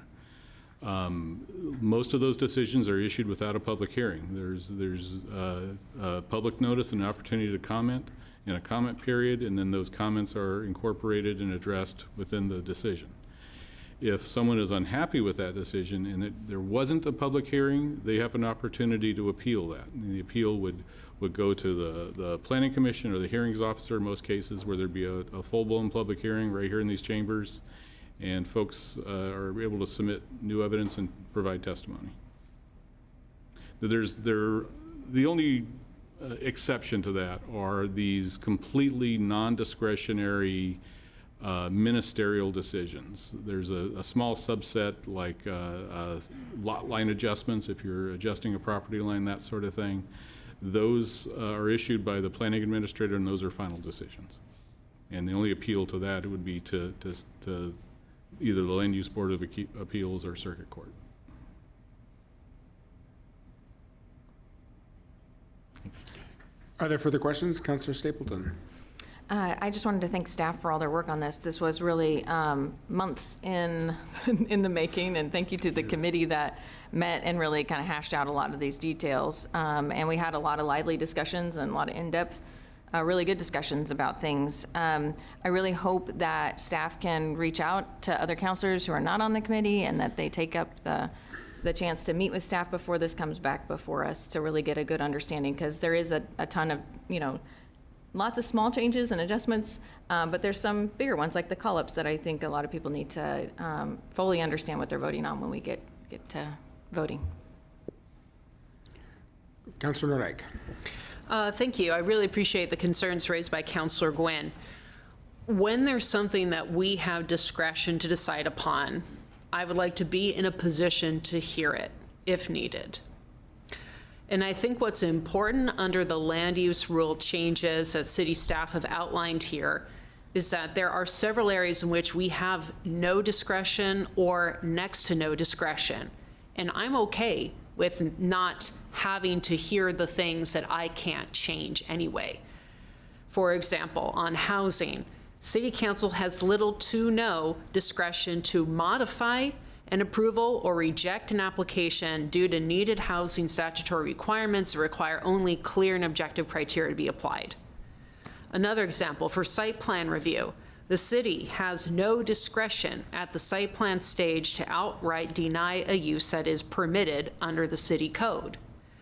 So there are a lot of times when a project may come before us and someone, a resident of yours or mine or Councilor Stapleton's or Councilor Gonzalez, they don't like it. And a lot of times that's just not a good reason. It's not a legal reason for us to deny it, even if we don't like it just as much as they do. Because this is such a Byzantine and complicated review, it's hard to explain to people, I can't really do the thing that you think I can do. I can't outright reject a new housing complex to go up next door to yours just because of fill in the blank concern. So I'm in favor of streamlining the process where it doesn't actually curtail my discretion.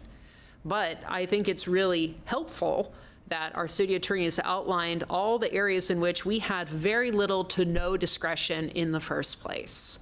It eats up a lot of time in our agenda, time that we can give to our residents for something else. That I'm in favor of. Thank you, Councilor. Further discussion?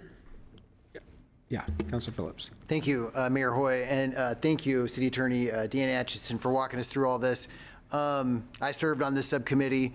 I just also don't want to create the illusion to our colleagues that this will get rid of all of the potential for call-ups. I think that there were something like 29 or 30 different categories that wasn't necessarily 100% comprehensive, and we've found about 15 or 16 that were, you know, low-hanging fruit in terms of, like, we don't really have discretion at all, so we can't. We would recommend not, you know, even giving us the illusion of or the temptation to call it up. You know, my goal going into this was to get it all off our table. I mean, we're busy. Like, we have many different, you know, roles as counselors, you know, budgeting, setting policy, you know, bonds, other things, all the subcommittees we serve on. And just that, you know, being in those land use cases where we have that quasi-judicial role where we're not really, you know, acting in the same way we do otherwise as council is just frustrating. But it doesn't get rid of all of it. So there still will be times where there may be call-ups, and staff still may tell us that there's really not a lot of discretion that we have. It's just important for people to understand this is legalistic, and, you know, your reasons for wanting or not wanting something have to be based on the criteria and rules and laws that are established by, you know, the state of Oregon and our own ordinances. So this hopefully gets maybe half of it off our table, but not all the way there. But I'm sure it's just a work in progress, I hope. Thank you, Councilor. Councilor Stapleton. Yeah, I quickly wanted to add that I think the state rules are trying to get at this, but also this as well, is really helping to get more affordable housing in our communities, because anytime we start to call things up, you're starting to add to the cost of that housing development, and then the prices go up for people. So I wanted to make that quick connection as well, that especially having affordable housing, more units in our city, that's one of our priorities. This is also linked to that as well, and really important, I feel. Thank you, Councilor. Further discussion on this one? This is, again, it's just an information report. You'll have an opportunity for a debate when the rule comes before us for adoption, correct? Most likely the next meeting will have it up as a special order of business and presentation. Great. So you'll have a full chance to debate. At that point, I definitely encourage people who aren't on that committee to avail themselves of the city attorney's time and get the in-depth conversation, because there's a lot. Anything else on this one? All right, 6C, 6D, 6E, That concludes information reports. So now we are on to first readings.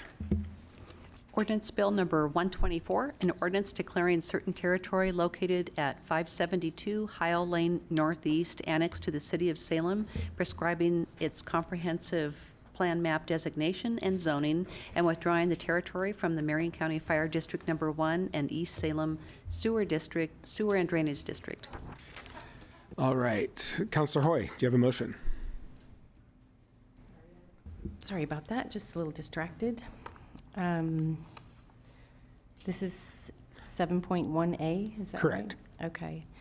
I would like to make a motion for annexation of approximate 0.78 acre territory located at 572 Heil Lane Northeast with a minor comprehensive plan map amendment to a multifamily residential and zone change to RM2, multifamily residential. Is that everything? Let's see. To approve the annexation of the territory at Heil Lane, 572 Heil Lane Northeast, with minor comprehensive plan map amendment for the territory to multifamily residential, zone change to RM2, multiple family residential, and withdrawal of the territory from the Marion County Fire District Number 1 and East Salem Sewer District and Drainage District to second reading for enactment. Second. Thank you. Motion by Hoy, second by Stapleton. Counselor, do you have anything for your motion? I do not have anything to add. Let's do it. Thank you. Will the recorder please call the roll? Counselor Nordike? Aye. Counselor Varney? Aye. Counselor Stapleton? Aye. Counselor Nishioka? Aye. Counselor Phillips? Aye. Counselor Gwynn? Aye. Counselor Gonzalez? Aye. Counselor Hoy? Aye. Mayor Hoy? Aye. Motion passes. All right, we already disposed of item number 8. City Council is adjourned. We are moving on now to Housing Authority, and then we'll come back for Urban Renewal.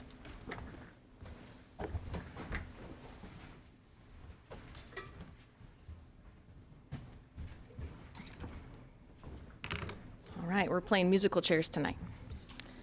All right, I bring to order the meeting for the Salem Housing Authority of the City of Salem for Monday, January 8th, 2024. Would the recorder please call the roll? Commissioner Nishioka? Here? Vice Chair Phillips? Here. Commissioner Gwynn? Here. Commissioner Gonzalez? Here. Commissioner Hoy? Here. Commissioner Nordike? Here. Commissioner Varney?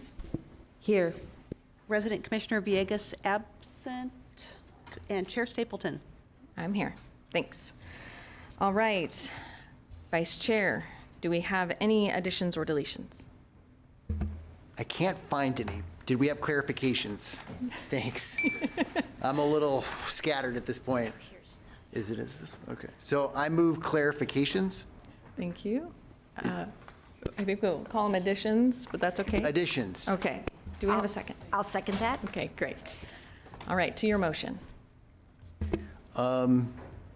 Basically, we've just got some new information and we're clarifying it. So the addition is a more clear text on what's coming in the main meeting. Sounds good. All right, any discussion? All right, recorder, would you please call the roll? And if I could clarify, it was the correction to Section 3 of the resolution for that ordinance. Correction, yes. Okay. And Counselor Nishioka, or Commissioner Nishioka? Aye. Vice Chair Phillips? Aye. Commissioner Gwynn? Aye. Commissioner Gonzalez? Aye. Commissioner Hoy? Aye. Commissioner Nordike? Aye. Commissioner Varney? Aye. Resident Commissioner Villegas absent, Chair Stapleton. Aye, motion passes. I think we're all just a little discombobulated from having a meeting in a different order. So I appreciate everybody hanging in there. All right, we have nobody signed up for public comment. Vice Chair, do we have approval of the minutes? I move the consent calendar. I'll second that. If I may speak to the motion. Yes, please, sorry. It consists of 3.1A, which is the minutes of the December 11, 2023 draft Salem Housing Authority minutes, and that concludes the consent calendar. Great. Any discussion? Would the recorder please call the roll? Actually, there's one more item, 4A. That's not the consent calendar, though. We're all really, Oh, pardon me. okay.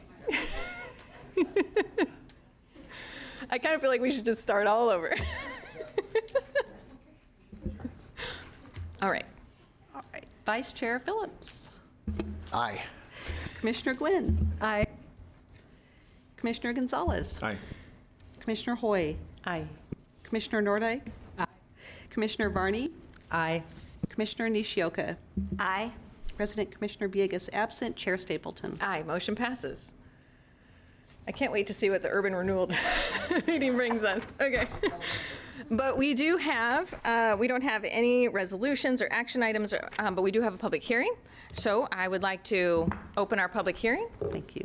The Salem Housing Authority Commission will now conduct a public hearing to consider exemption from competitive bidding process and authorization of an alternative contracting method for a class of public improvement contracts for the renovation of Inglewood West Apartments and the renovation of Southview Terrace Apartments. The hearing will begin with a staff presentation, followed by other interested persons. Individuals testifying are limited to 3 minutes. Thank you. Great. Thank you so much.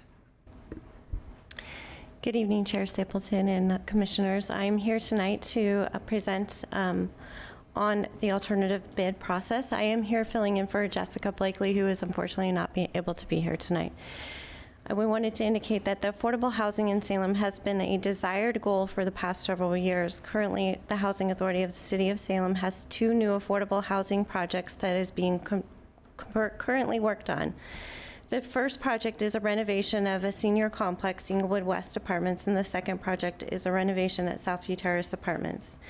The first project site, Inglewood West Apartments, is located at 1068 Park Avenue, Northeast, Salem, Oregon, 97301. It is surrounded by community businesses, apartments, and single-family residences. It is currently fully occupied. It is a 54-unit property located in Northeast Salem, 3-story building with an elevator. All units are 1-bedroom apartment styles that are serving our elderly and disabled. The property was built in 1991 and is in critical need of renovation and upgrades to meet current codes. The second project site is Southview Terrace Apartments located at 375 Fairview Avenue, Southeast Salem, Oregon, 97302. It is surrounded again by business, churches, apartments, single-family residence. It is a 60-unit property located in Southeast Salem. It is also a 3-story building with an elevator. All units are 1-bedroom apartments serving elderly.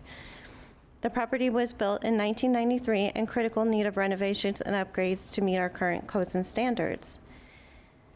Tonight, we are requesting the CGMC alternative process as a maximum for the pros as being a maximum owner control over design and construction.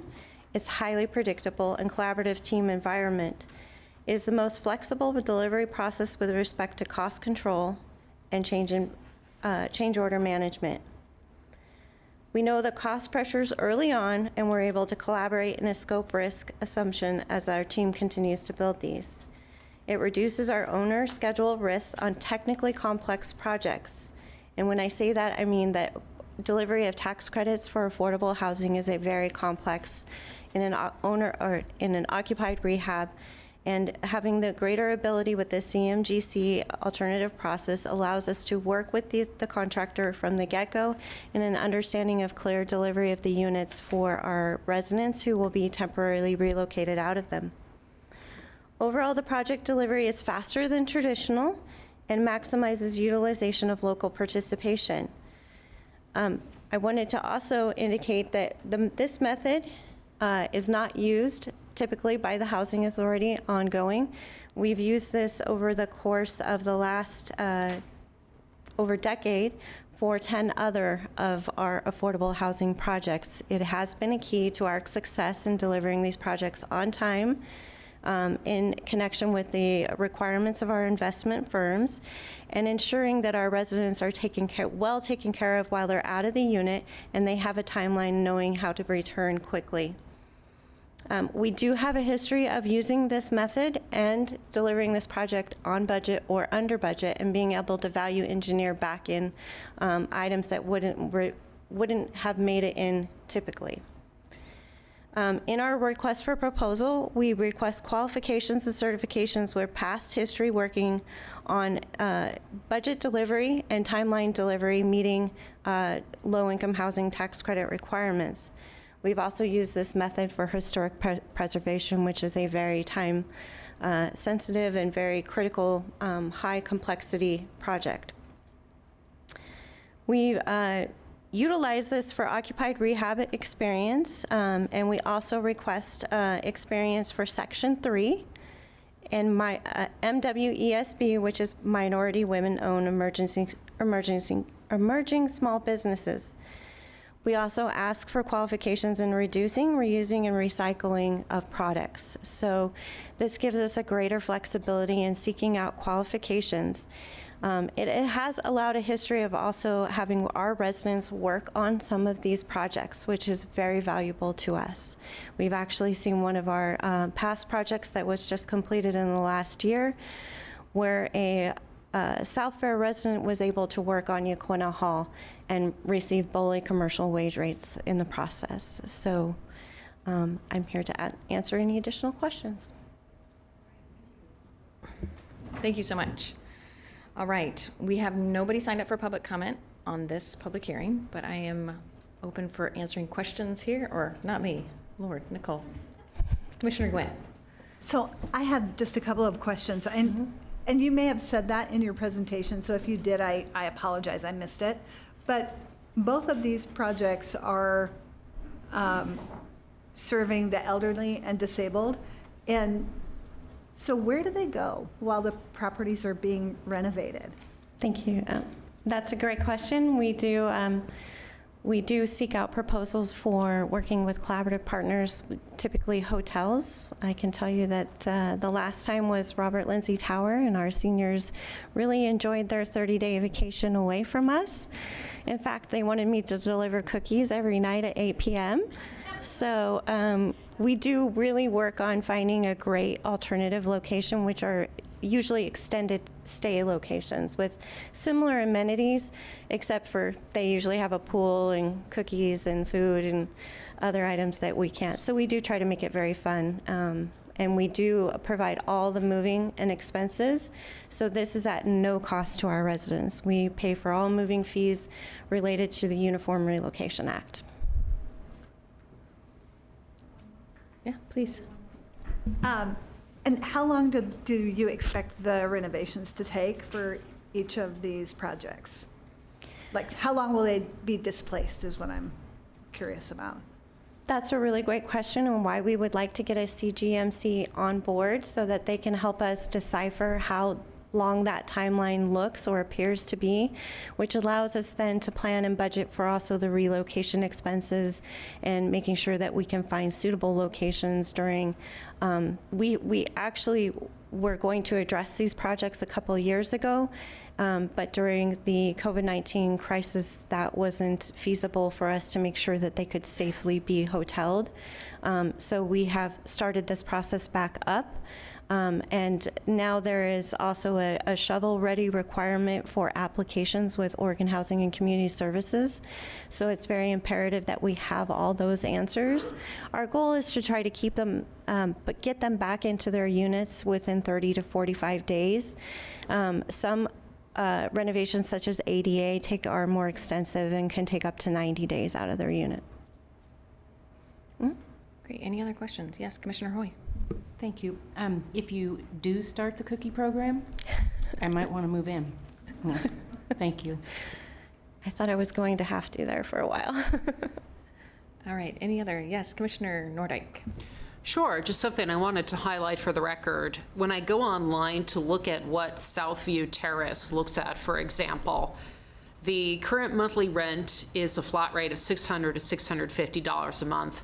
And I'm sure there's a wait list for that property, correct? That's correct.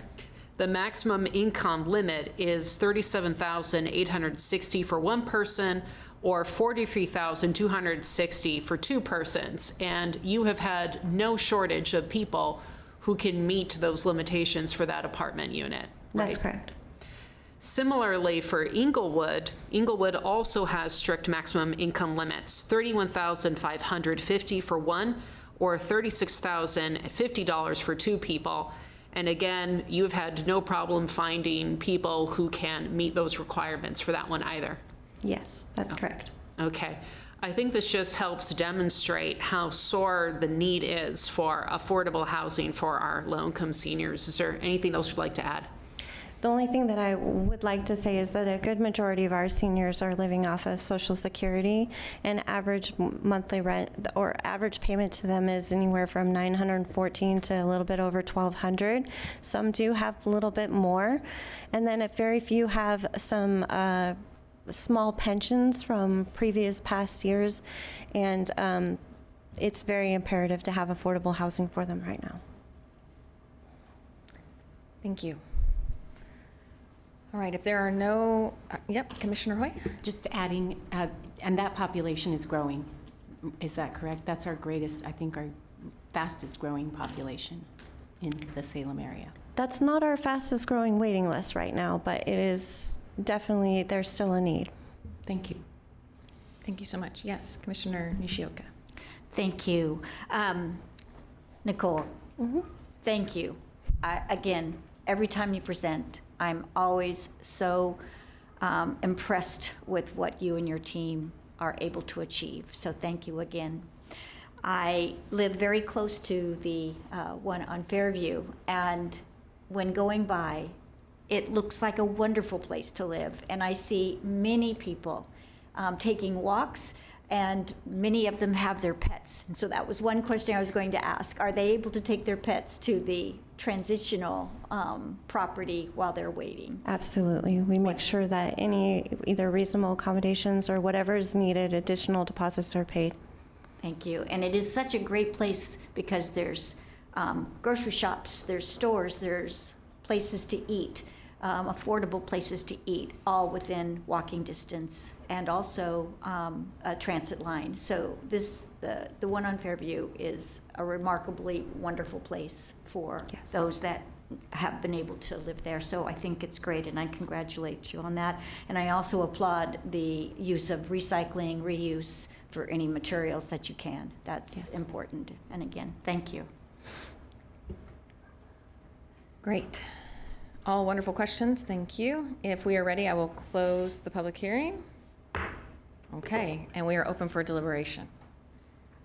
We need a motion from a vice chair.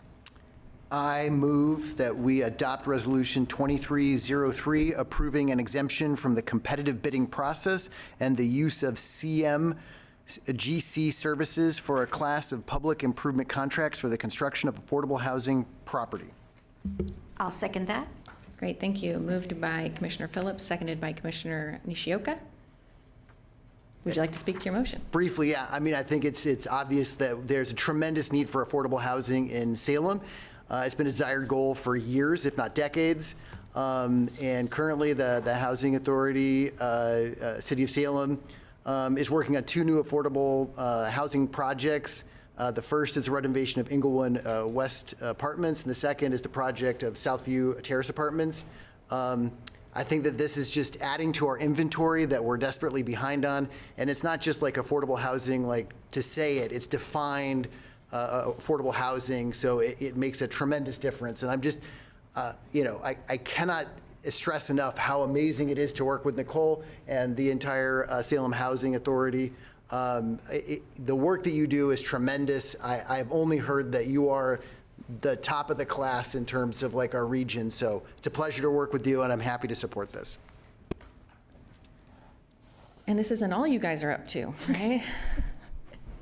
No, never. All right, any other? Yes, Commissioner Hoy. Nicole, you made a distinction that I think I'm curious about now. You said that's not your fastest growing waiting list in terms of the elderly. What is? So that's a really common question that I get. It's very difficult to answer.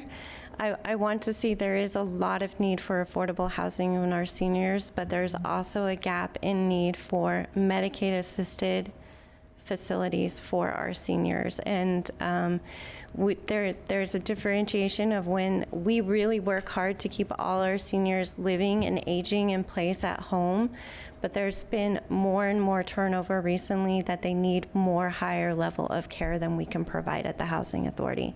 So yes, affordable housing comes in a lot of varieties, and I think there's a lot of need, and probably Gretchen Bennett can adapt to this as well. We really struggle to find Medicaid-assisted senior housing that provides an additional care because we're independent living. We have no cookies at night, no meals being delivered, no medication that can be delivered. It is not my fastest growing waiting list, but that's not to say the need isn't there as well. We haven't had a need to open these waiting lists very often, so it could very well open and have a high context on it.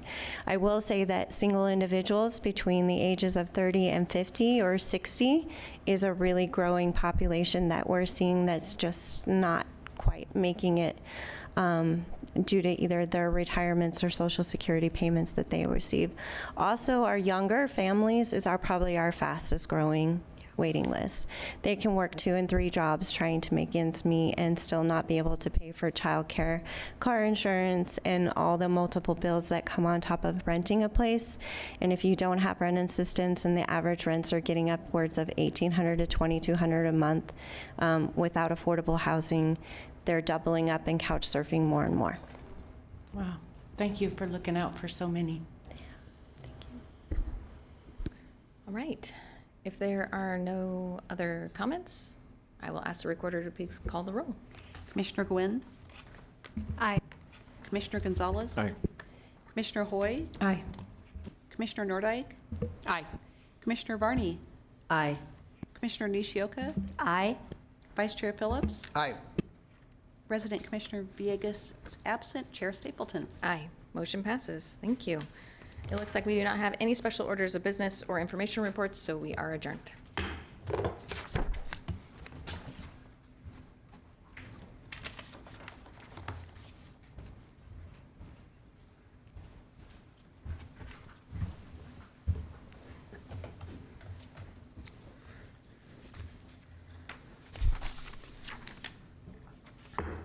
Call to order the meeting of the Urban Renewal Agency for the City of Salem from Monday, January 8th, 2024. If the recorder will please call the roll. Board Member Stapleton? I'm here. Board Member Nishioka? Here. Board Member Phillips? Here. Board Member Gwynn? Here. Board Member Gonzalez? Here. Board Member Hoy? Here. Board Member Nordike? Here.